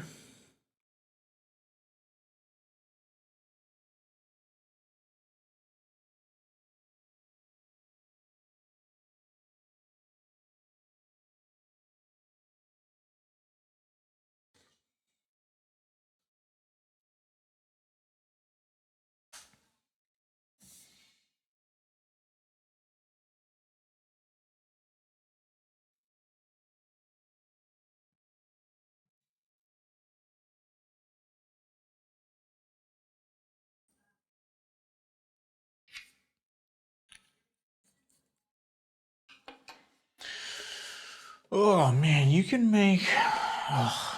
I make so much faster progress when I do lines, not dots. Which is to be expected, of course.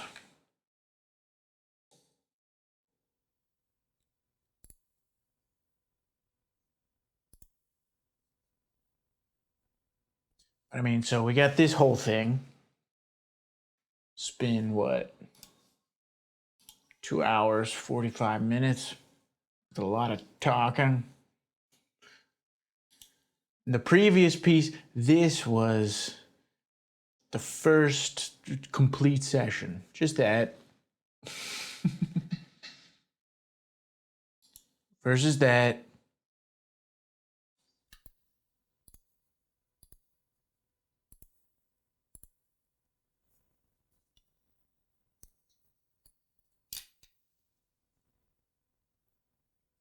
But, you know, of course lines are faster.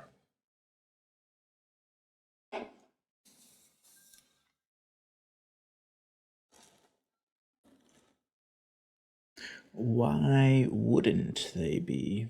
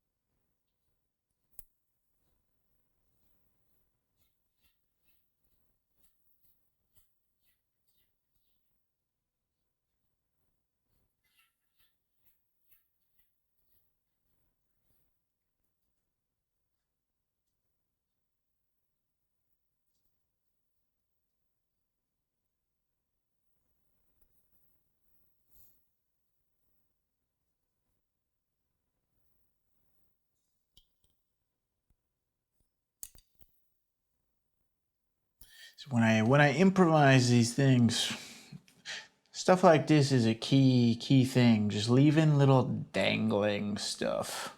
Like there, like these dangling things. You just leave them there as little open ends.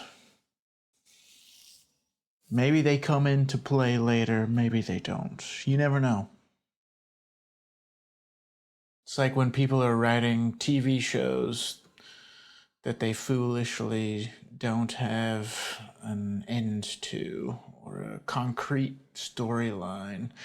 They always leave these little open-ended sprinkles that they could pursue further, but they don't have to. You know, you gotta leave some suspense, some mystery in there. Suspenseful.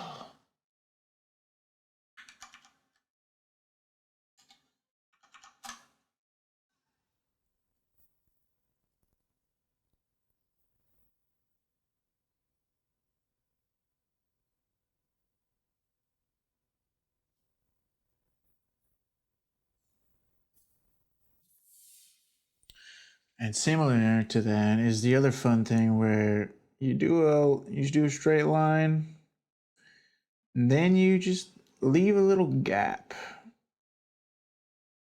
in the middle of it.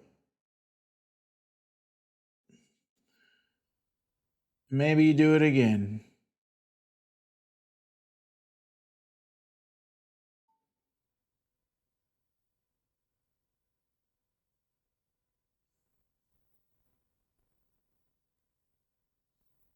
So we got these two little tiny gaps,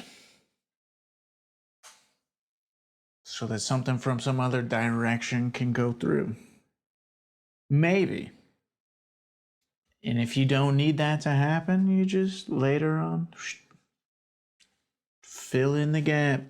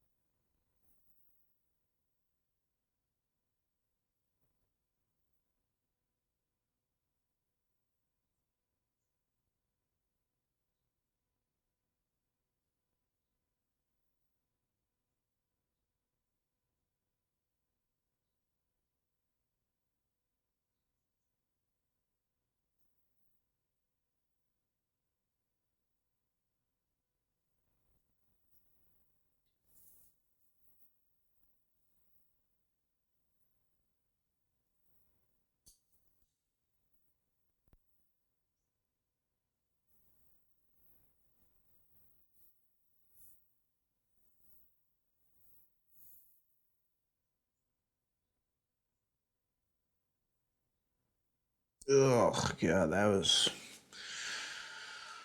an awful line right there.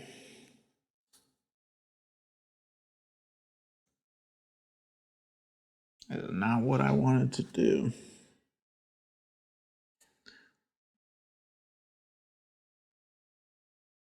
Don't become a streamer if you want to do art. Oh, no. Welcome back, Darkest. The Dark One.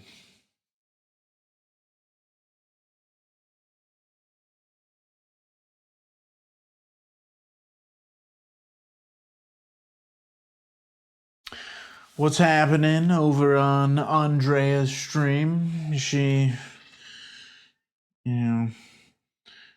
doing very tedious graphite, realistic looking things?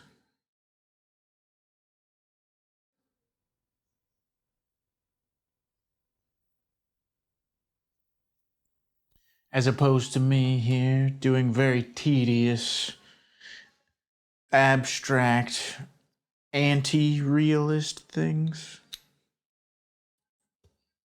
Oh God, we can't have Dana Carvey stand-up special playing.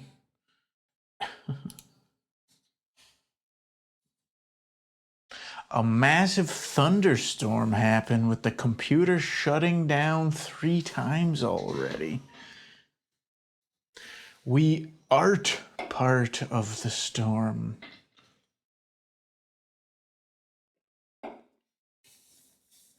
We are all a storm. Yes.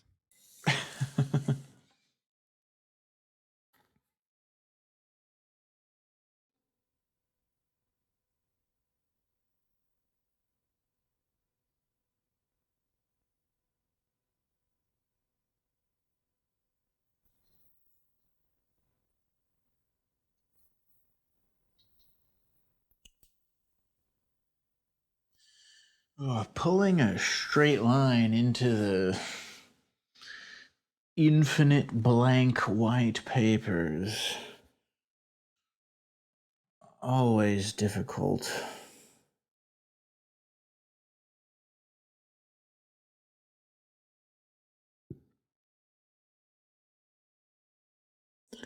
At least when there's other stuff around. Even if it's in the other completely different direction, still helps you orient yourself.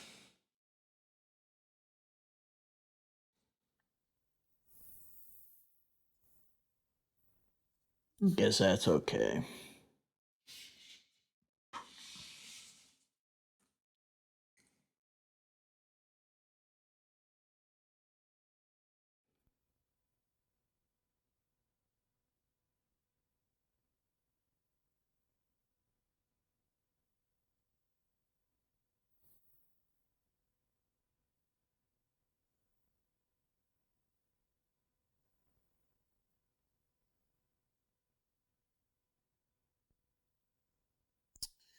Well, that sucks that Andrea's computer's crapping out over and over and thunderstorms fucking shit up.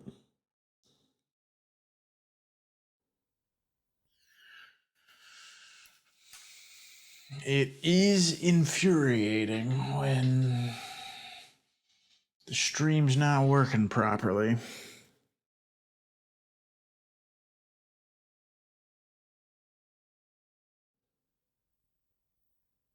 This sounds like Kelly Clarkson. It is Kelly Clarkson.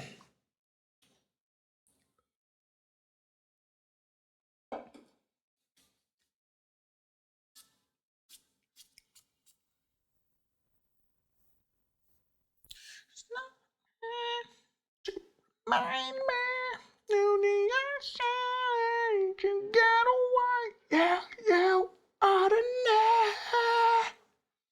This is Alanis Morissette's You Oughta Know.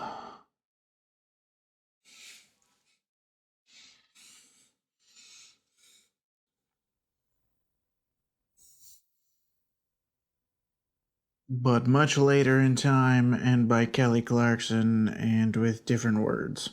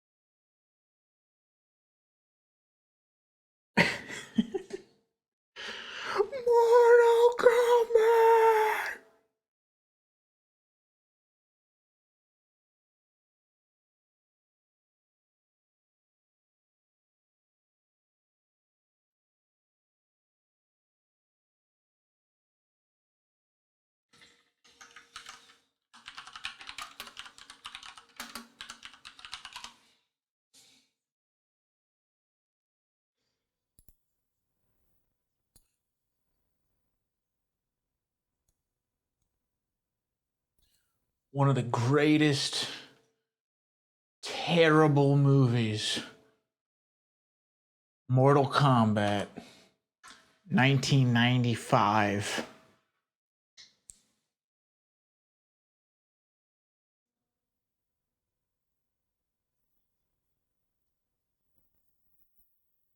Not that new nonsense that they've made.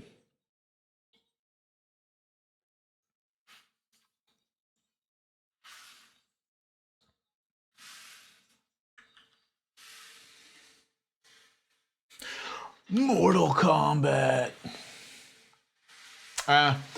This track playing right now dropped a sample. It's very low pass filtered and reverby, but it was Mortal Kombat.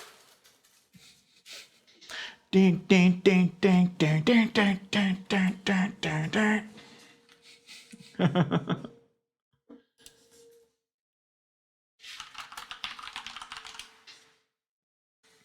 Mortal Kombat, 1995. Beautiful film. A beautiful, terrible film.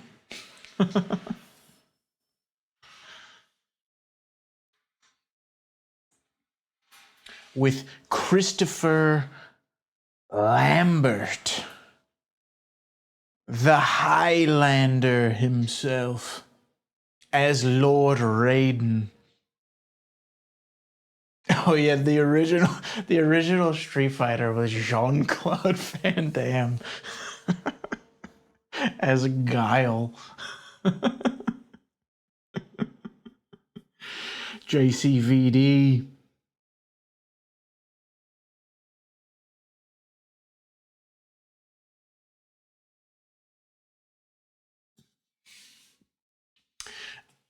So yeah, Street Fighter was also beautifully terrible.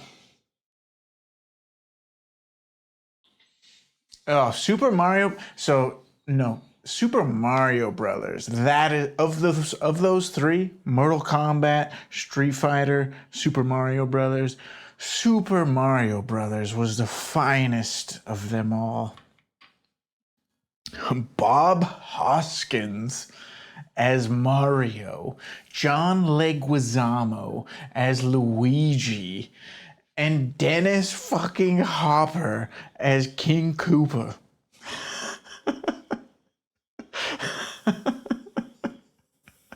It had nothing to do with anything.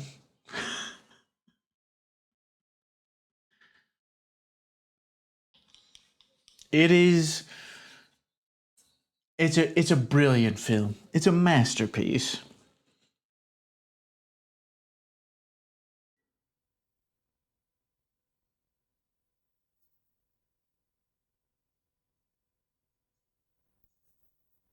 Like their rendition of Toad was just, he was the old king that got turned into a fungus, that this fungus was slowly covering everything.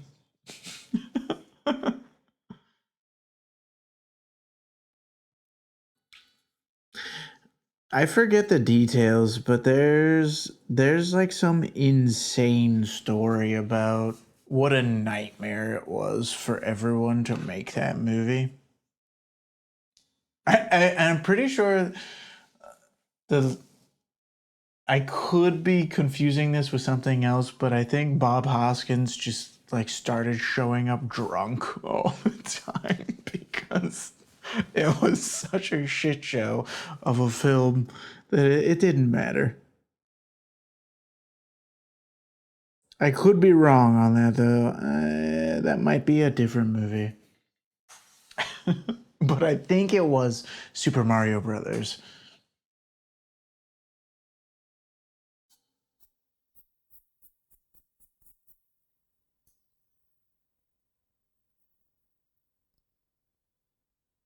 But you know, Super Mario Brothers, it had character, it had a vibe, the world was built.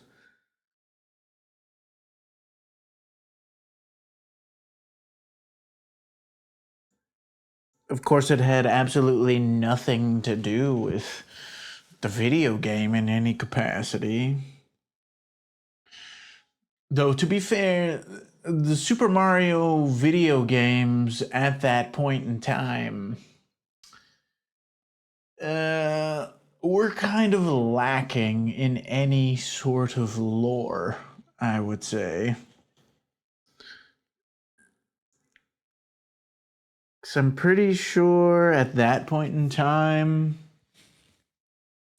we had the 3 Nintendo games and then Super Mario World with Super Mario for Super Nintendo. And the only story was that we need to save the princess. And I happen to be a plumber that wears overalls. Like, that was the entire lore that they had to work with for Super Mario Brothers. Oh yeah, the Game Boy games.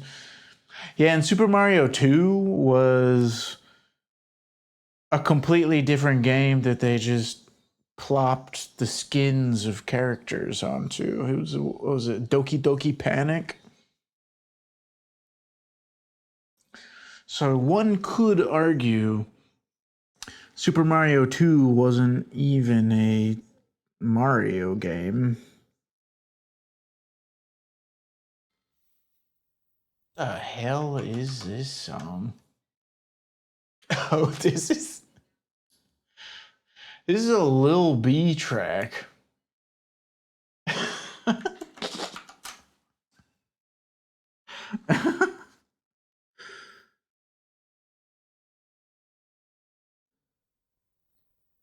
This is not exactly what jumps to mind when I think about Lil B. And it's from Africantis.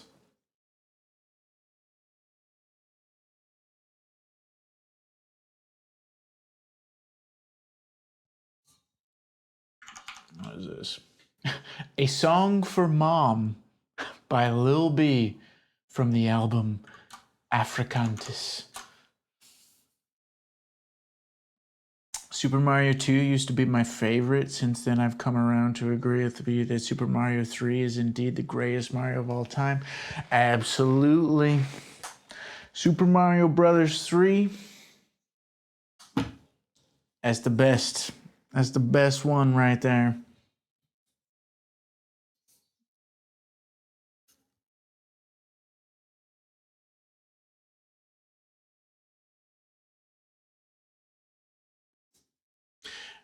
Yep, definitely best NES game as well. Super Mario 3, brilliant. Brilliant.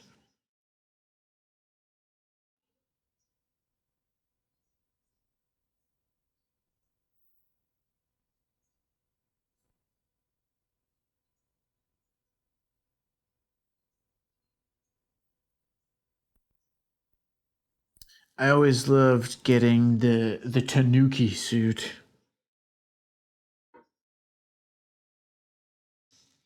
Where you were like the raccoon Mario where you could fly, but you could also turn into the statue.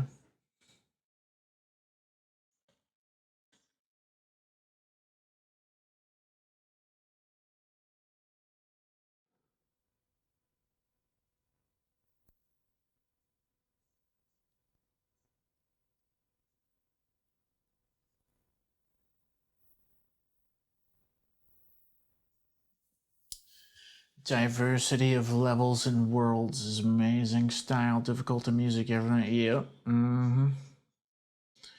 Mm-hmm.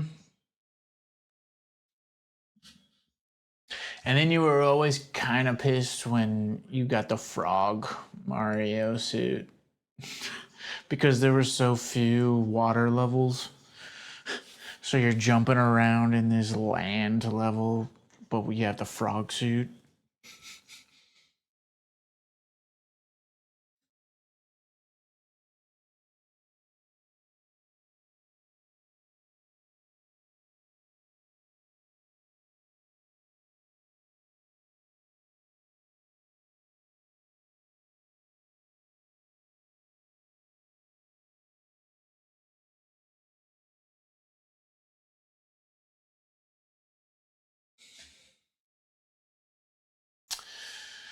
Yeah, it was a good game, and they also accounted for, since back then you pretty much couldn't save your game at all. You had to blow through it in one go.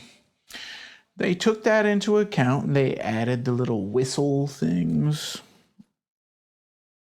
So, like, sure, you would have to play through the first 1 to 2 worlds, but if you really wanted to blow through it, you could jump to the end real quick. Instead of having to go through every single level, every single world.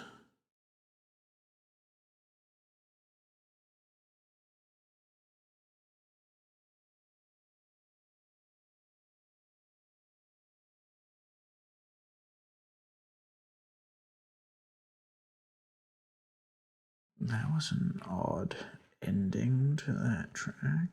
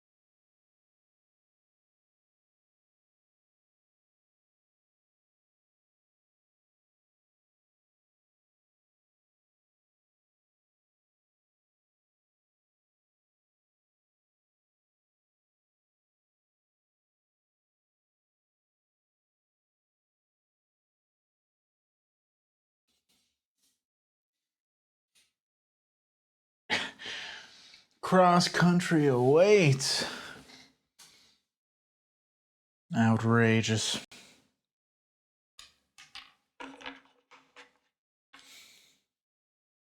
This is an outrage.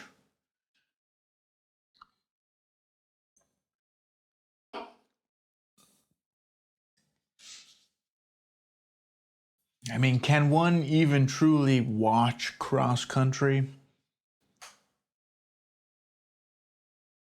It's kind of like you get that one spot where you have to post up in one spot and then you see people run past that one spot, but you can't see the rest.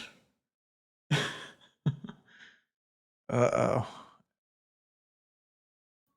First graders run a quarter of them. So cross country is just like one lap around a track. You have to leave to go somewhere where you watch a bunch of little 6-year-olds run one lap around a track.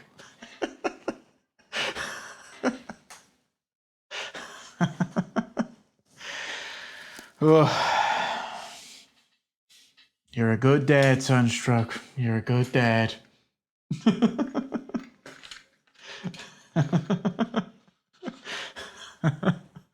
See ya, see ya. Thanks for hanging today.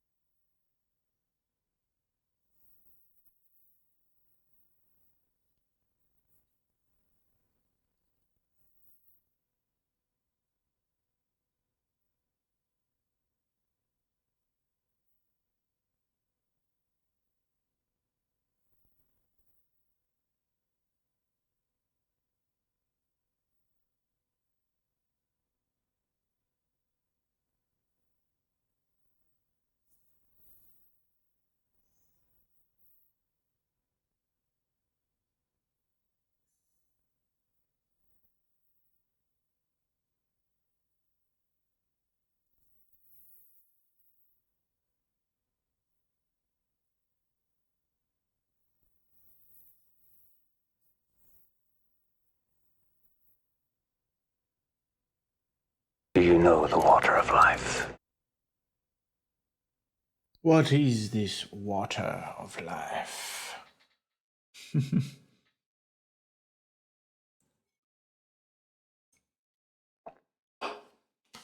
I have drinking the sacred water.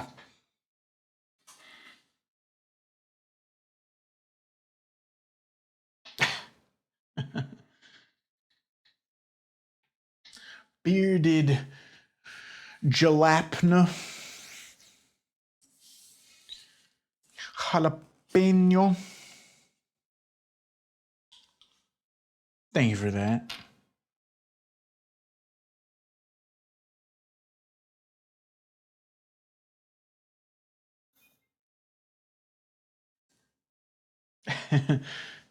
What sacred powers has the water bestowed upon you? It has bestowed upon me the power to make slightly wobblier lines when I'm intending to do straight lines.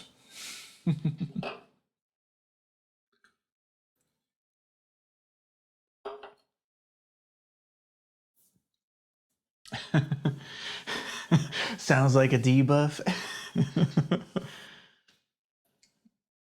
It also boosts, well, you know, it's a debuff to agility, but a buff to maybe charisma. Gives you a little confidence. Yeah, +1 longevity. Yeah, vitality. Boost to vitality and charisma, while debuff to agility and intelligence. But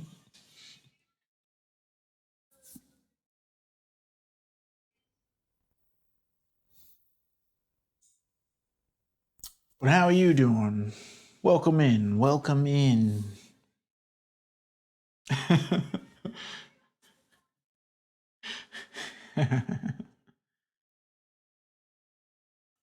Well, you know, each stream, the sacred water may take slightly different forms with slightly different effects. Doing good, just getting through the workday? Yep. That's how it goes, isn't it?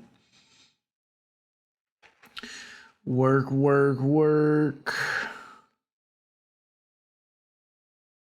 But good to hear you're doing good.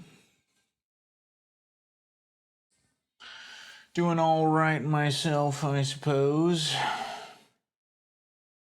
Doing a lot of straight lines on this piece of paper. We've started, this is a new piece we started today. Because yesterday we finally finished up the thing we had been working on for, I think it took 3 weeks or so. Let me pull it up. In case you're interested, who knows? But we had been working on this for about 3 weeks. Just this crazy abstract thingy made entirely out of very tiny dots.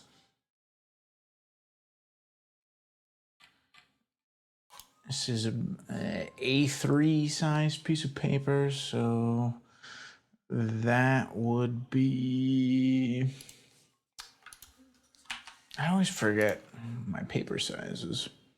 A3, 29 by 42 centimeters, or in freedom units, 11.7 by 16.5 inches. Sick. Stippling's not my friend, but good on you for being there for them. Yeah, stippling is I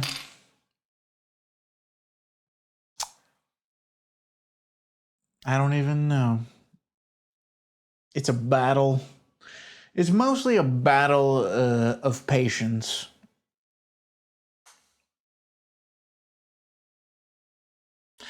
Oh, you got that there, arthritis.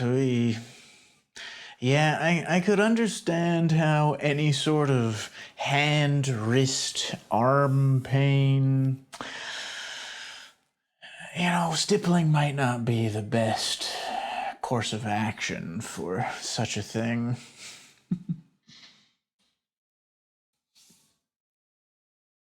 Even sometimes myself, like,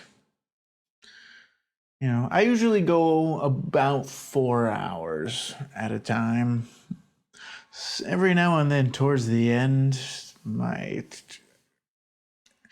hand is slightly cramping up because I've just been holding it in this exact same position for hours and hours while applying finger pressure to the pen or brush or whatever it is.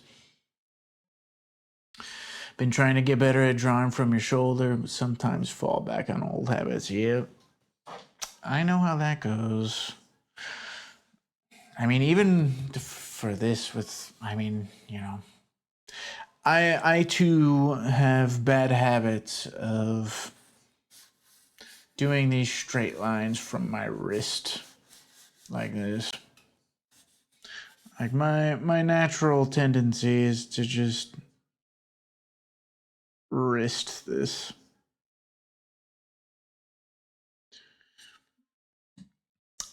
And, for small, tiny lines, that's fine.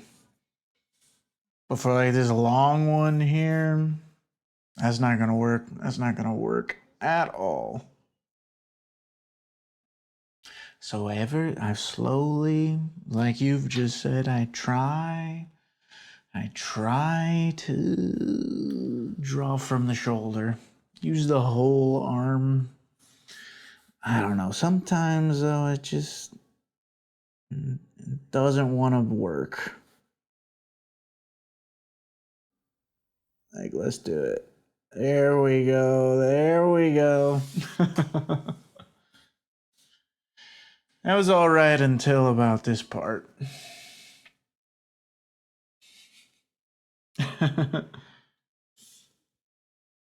So what prompted you to want to draw my central nervous system? This is a very common... I myself see this all the time in these things I make. Like nervous system or like musculature, veins. I don't know how I became this person that did this sort of thing. I think it all started because I was bored in class one day and I decided to just fill up a piece of paper with random doodling. And then I just kept doing it, and then it slowly turned into, okay, I'm just going to just keep drawing a bunch of straight lines over and over again. But sometimes we'll change the angle. And over the course of years and years, it eventually turned into, some of these actually kind of look okay. So, let's see. Let's go to Instagram real quick. So, yeah, here's one that's definitely like some sort of nervous system.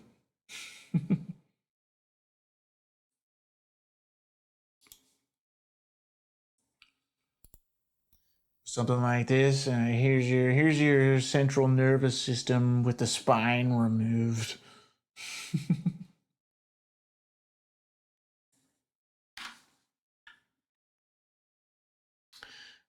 But yeah, it's a kind of a common theme that I gravitate toward for some reason. And that's definitely a nervous system here. Whoops. I did not want to click boost post. No, thank you, Instagram. This is kind of the vibes we're going for with the current piece. A lot of straight lines intertwined, weaving in and out of one another.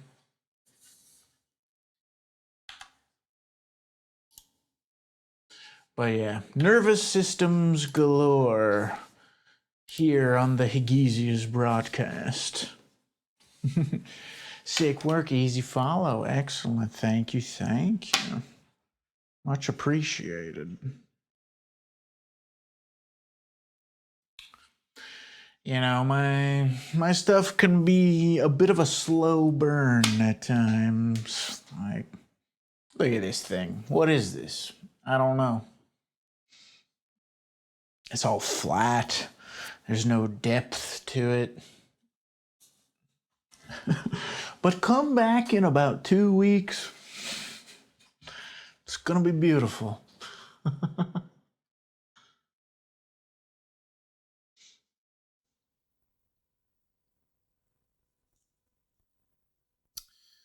Then it's a question of, are we going to stipple shade this thing or not? And that I'll have to feel it out when the time comes.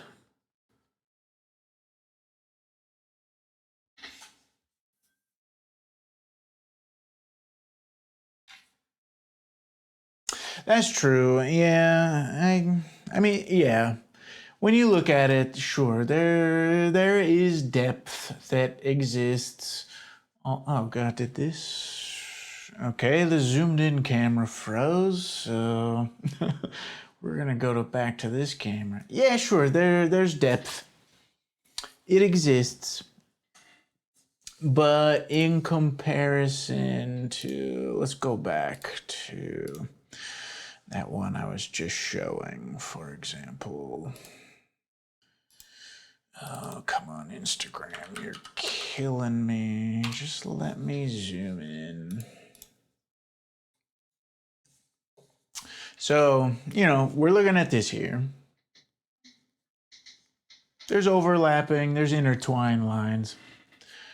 But then when you contrast it with something like this,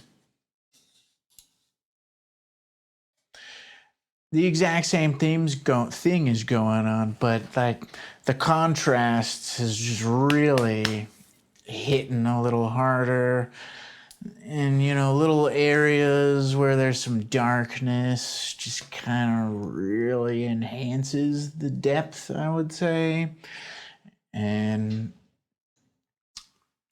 you know, thickening up the lines as if there's some sort of light source kind of hitting it, I think makes it pop out a little more. So I'm when I say there's no depth in the current thing, I mean when comparing it to what I know it can be and will probably be later. Like this.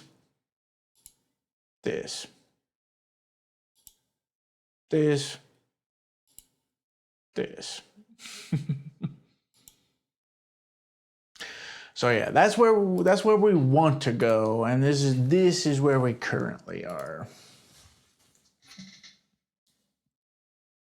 And we'll get there. It's just gonna take some time.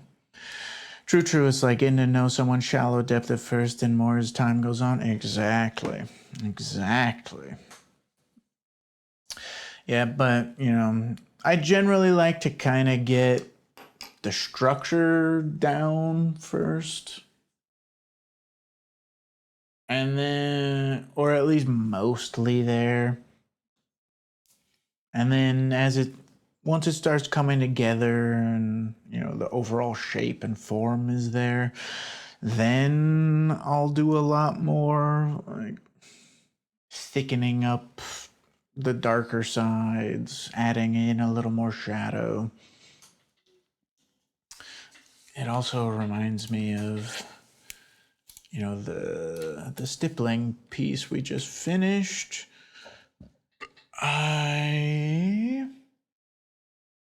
Where is that? Where is that? All right. Cool. Perfect.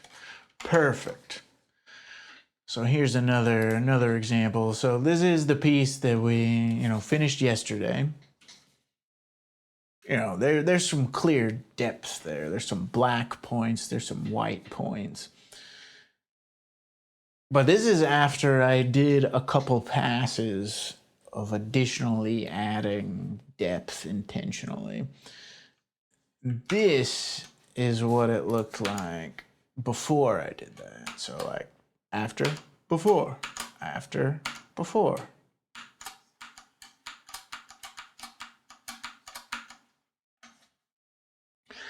So this was like the state where it was when okay, this is the shape. The shape is done. The shape is done there, and we're just gonna work with this, and we're gonna bring stuff out and push stuff back. And once I did that, we eventually got to this state.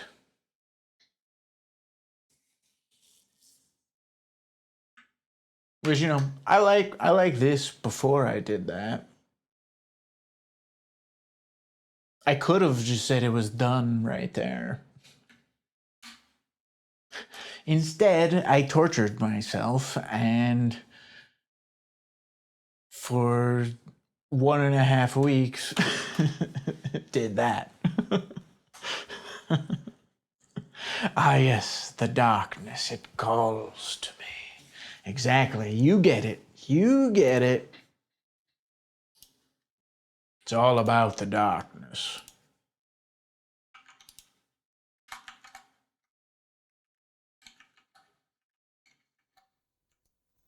Oh yeah, here's zoomed in. I like zoomed in. So, oh shit, I messed it up. Where was that? There we go. Yeah. Before, after. Before, after.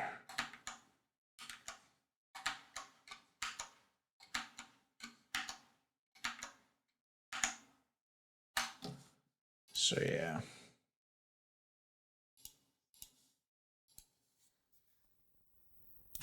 After got that thickness. Indeed. And that's what I'm going for. It's a never-ending quest for abstract thickness.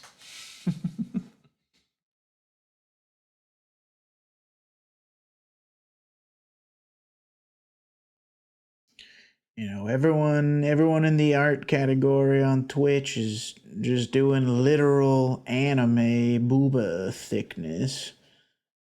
I'm over here doing abstract thickness. That's a thickness I can get behind.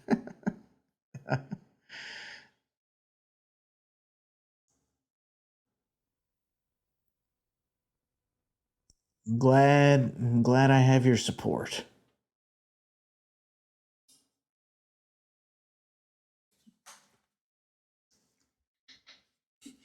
This is the kind of thickness the world needs.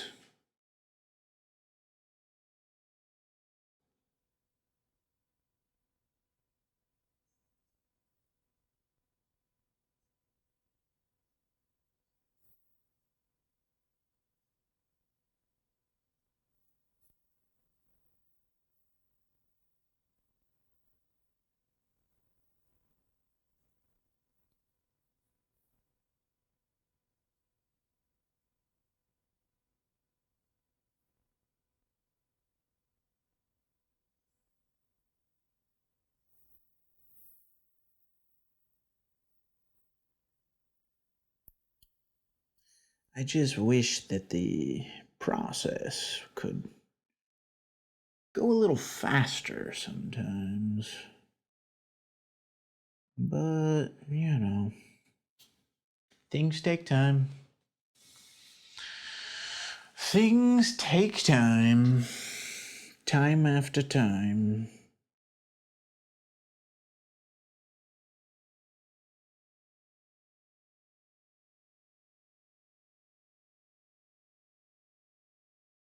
Uh-oh.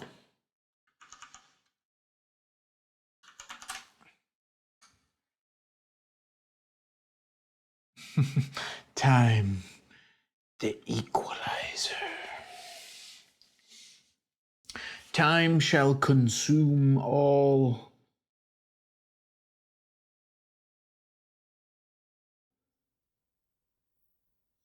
For there is none more powerful than time itself.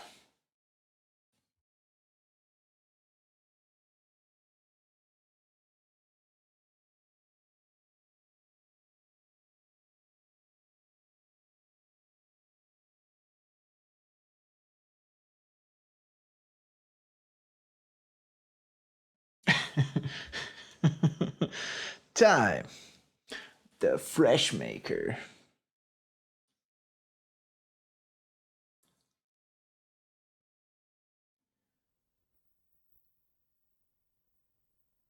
Mentos, the fresh maker.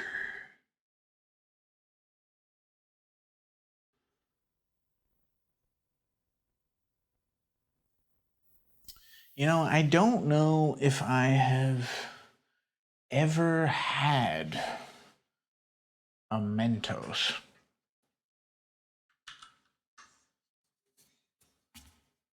I was just inundated with the commercial. I could sing the whole song. I could tell the taglines to you. Mentos. Yeah, it's kind of like Kratos. Kratos. You must seek out Mentos and acquire his power so you can fight the gods.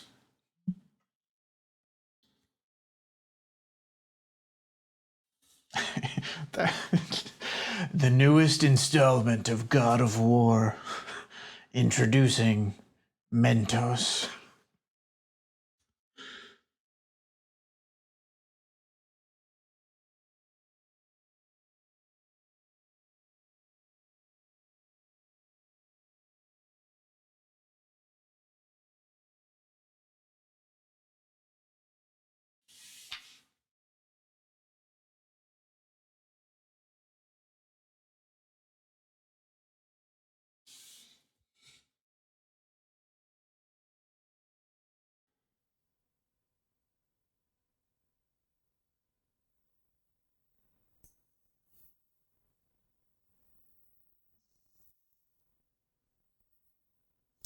Still have the first of the new God of War games in your library just sitting there. You should play it.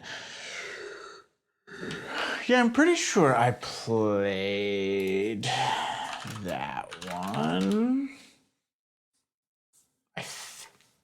I played the second one too, right? I don't remember totally. Tell me the games.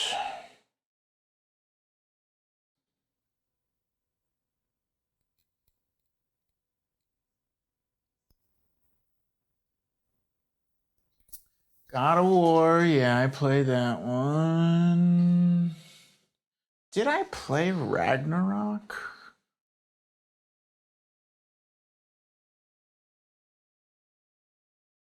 I don't know if I played Ragnarok actually. I might have just played the first one.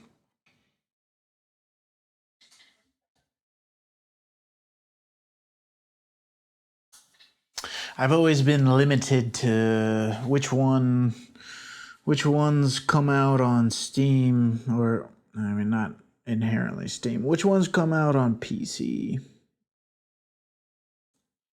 Because I never had a. Once God of War started happening, I never had a PlayStation.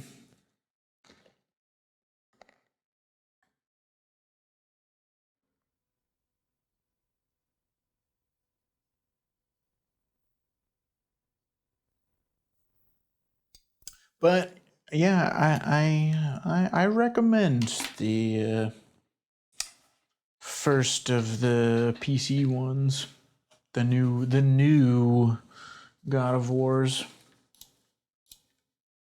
It was fun.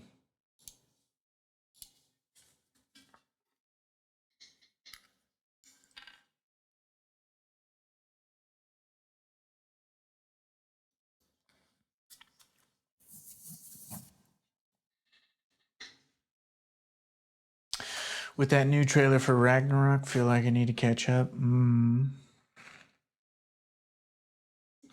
I don't think I've seen the trailer, actually.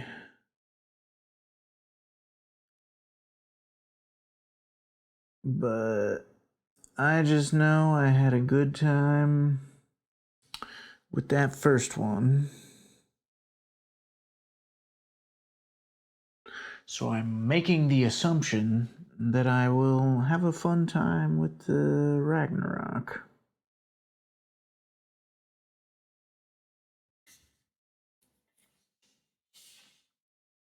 And you know what they say about assumptions. They're a very smart and wise thing to have. And you should never question them.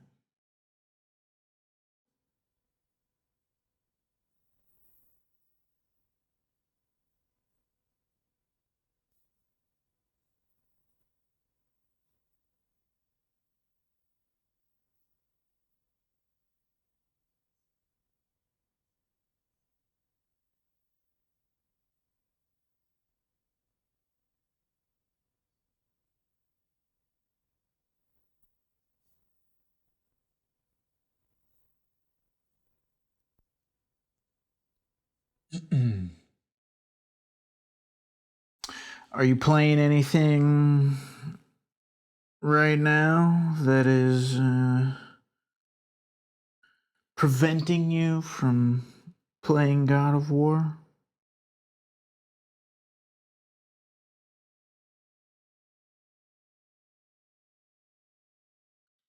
I've been deep in Black Myth Wukong for a while.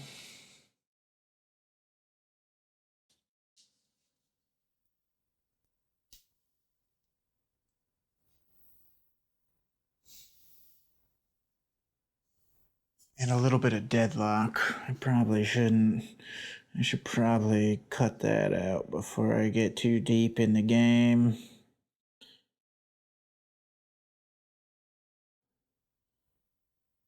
MOBAs are intended to be an addiction machine. Not really. Finished the new Cyberpunk DLC. Just kind of trying to 100% the game. Nice. Yeah, when the DLC came out for that, I of course, guess I have to play through the whole game now.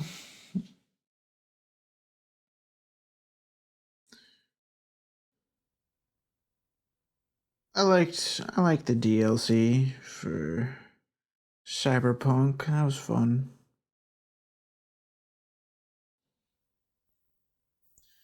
Top 3 favorite games, even with all the bugs. Yeah, that was an interesting thing to witness with like all the. I mean, there were clearly so many bugs. It was incredibly buggy. But you know, every single game of that size and scope is like equally that buggy. And kind of, I don't know, in my opinion, kind of makes a little bit of the charm in a way. Like Bethesda games, basically. I almost feel like the whole point of playing Bethesda games is to experience the bugs. Yeah, for sure, and they redeem themselves with 2.0 patch, and yeah, absolutely. That's the other thing, you know. tons of studios will put out this buggy ass game and then just not do anything about it. And just think, what are you gonna do about it? You paid for it. We don't care what happens after you've already made the transaction. But with Cyberpunk, CD Projekt Red, they actually did it. They fixed and improved a lot of stuff. And I mean, to be fair, I did wait quite a while before playing Cyberpunk, so all of the like horrific early things were gone. But I played it before 2.0 as well. And I had a great time.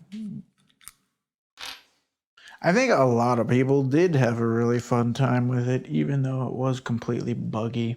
It's just that very vocal, loud minorities have a tendency to, on the internet, have a tendency to appear larger than they actually are.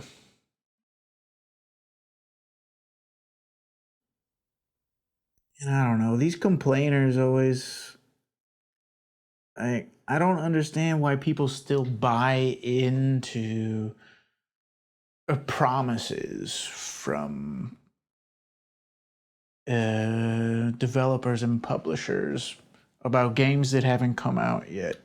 It's like, just don't. People get overhyped about stuff, and they start getting overhyped. And then when that happens, you have massive expectations about something, like it's going to change your entire worldview.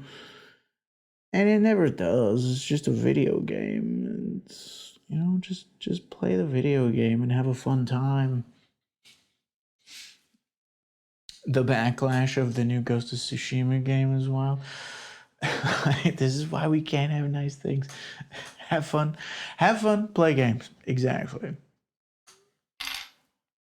It's crazy what people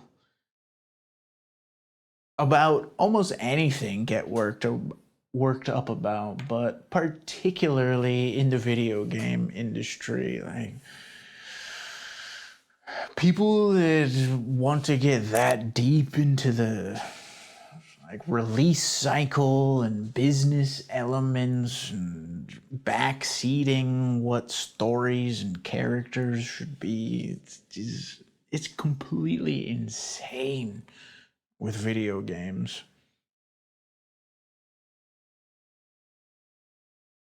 It's kind of exhausting, actually.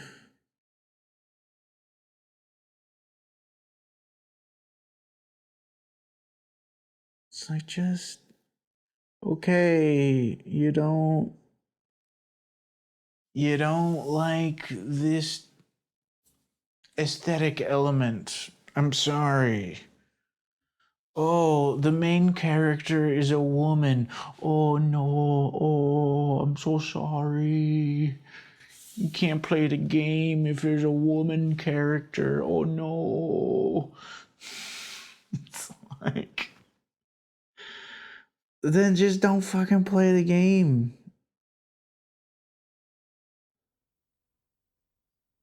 Or, I mean, my real opinion would be change your worldview, maybe, but at the very least, just don't play the game if it's really that upsetting to you. But then they always buy the game and then they play it. Gonna play the hell out of both those games when I get them. Yep. I haven't played Ghost of Tsushima, but I do. It's like God of War for you. It's sitting in my library, waiting to be played. They gotta buy it so their gripes are legitimate. Exactly. I mean, there is an element of that I can get behind. Like, if you don't like something, I do think it's good if you can speak about why you don't like it through your experience, or having experienced the thing that you don't like, being able to talk about why you don't like it. The problem with shit like this is just that even if they have technically played it, it's just stupid fucking reasons. Oh, they made my video games woke. Oh no, my video games are woke now.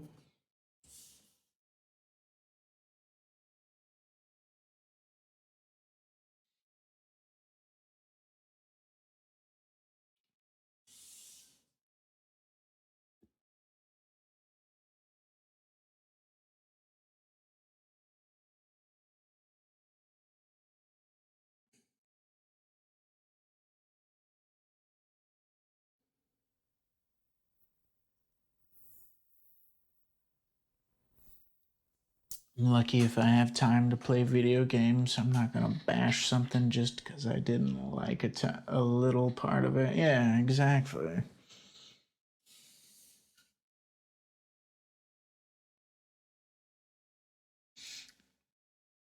I also think people these days have a problem with just saying something was okay. Like a lot of people seem to want everything to either be like mind blowing, game changing, or it's complete and utter trash, and no one should ever give any time to it at all. When it's like, hey, it could just be a good 7 out of 10. It's fine. Maybe even a 6.3, and I'll have a decent amount of time, perhaps. Agree, especially these days where if it's not great, it's bad. Yep, exactly. Can we be neutral? No, absolutely not.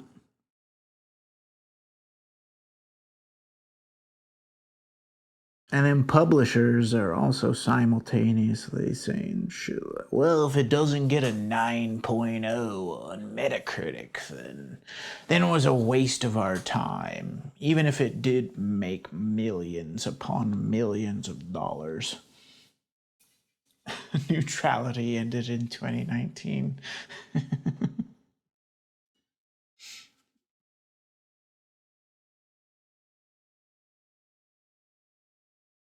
If we didn't make the greatest game ever created, then it was pointless to have even put any effort into doing this.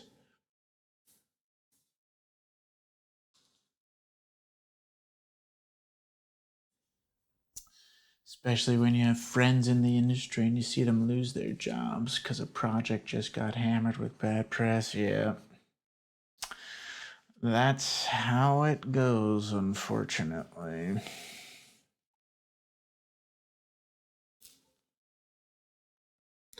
And then you also know that half the time, the shit people are complaining about likely came about from clueless executive decisions that don't really care about games in general. They just care about getting something released as fast as possible.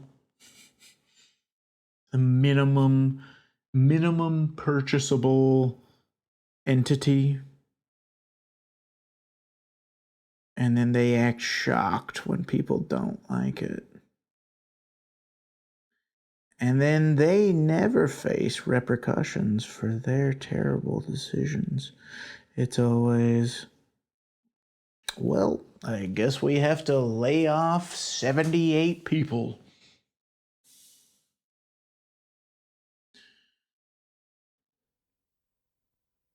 Because I told those 78 people to do this very thing.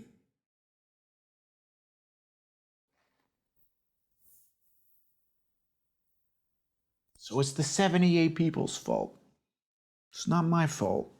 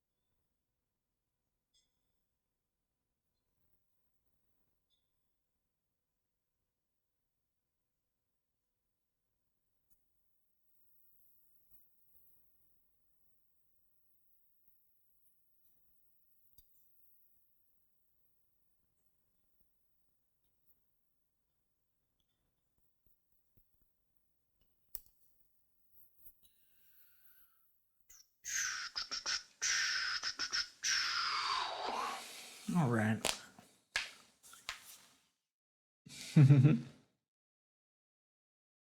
Wiggle, wiggle. I've got to use the restroom real quick. I'll be right back.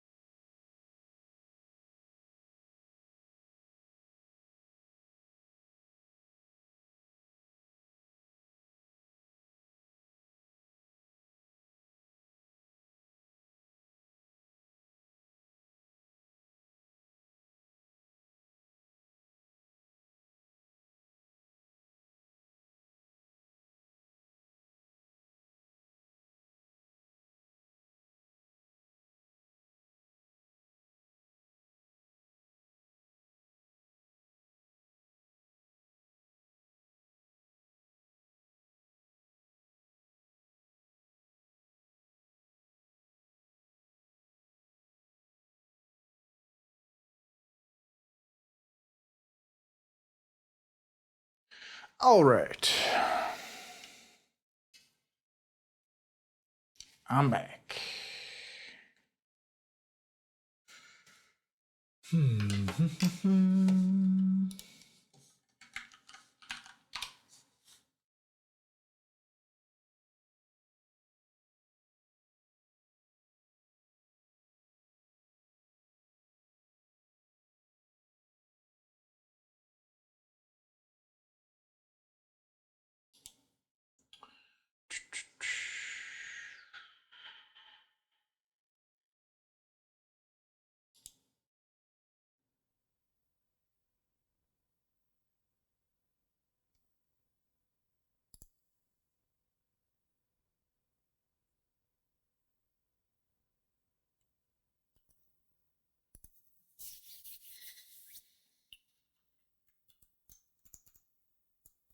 Bum, bum, bum, bum, bum.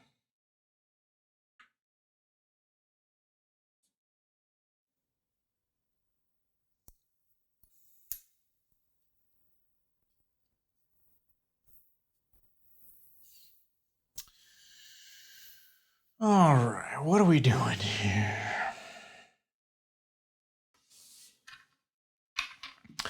It's also always another question with these things. Which orientation will this go in the end?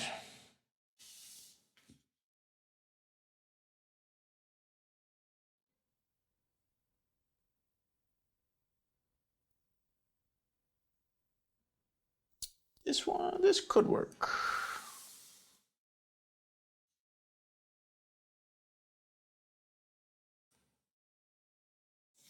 And this is how I've been working on it.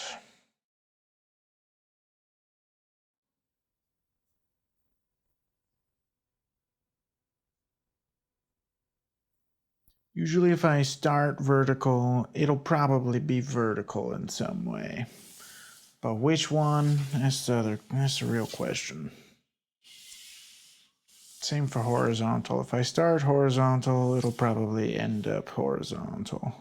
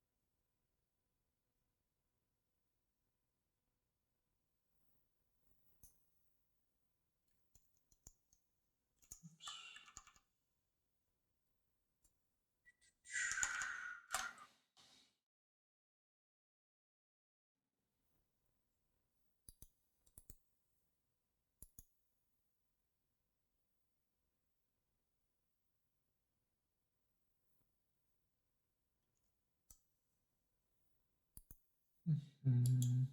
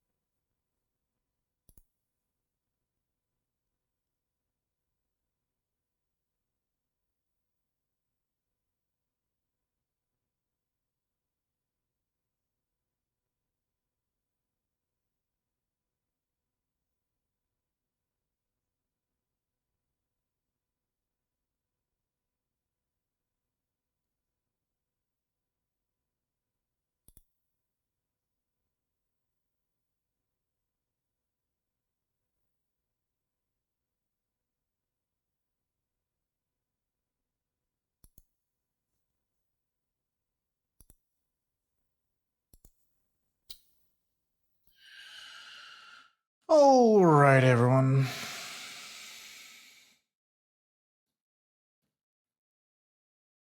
I think it's time for me to get out of here. So, as usual, thanks for hanging out. Thanks for being here. Thanks for lurking. Thanks for chatting. And hope to see you next time.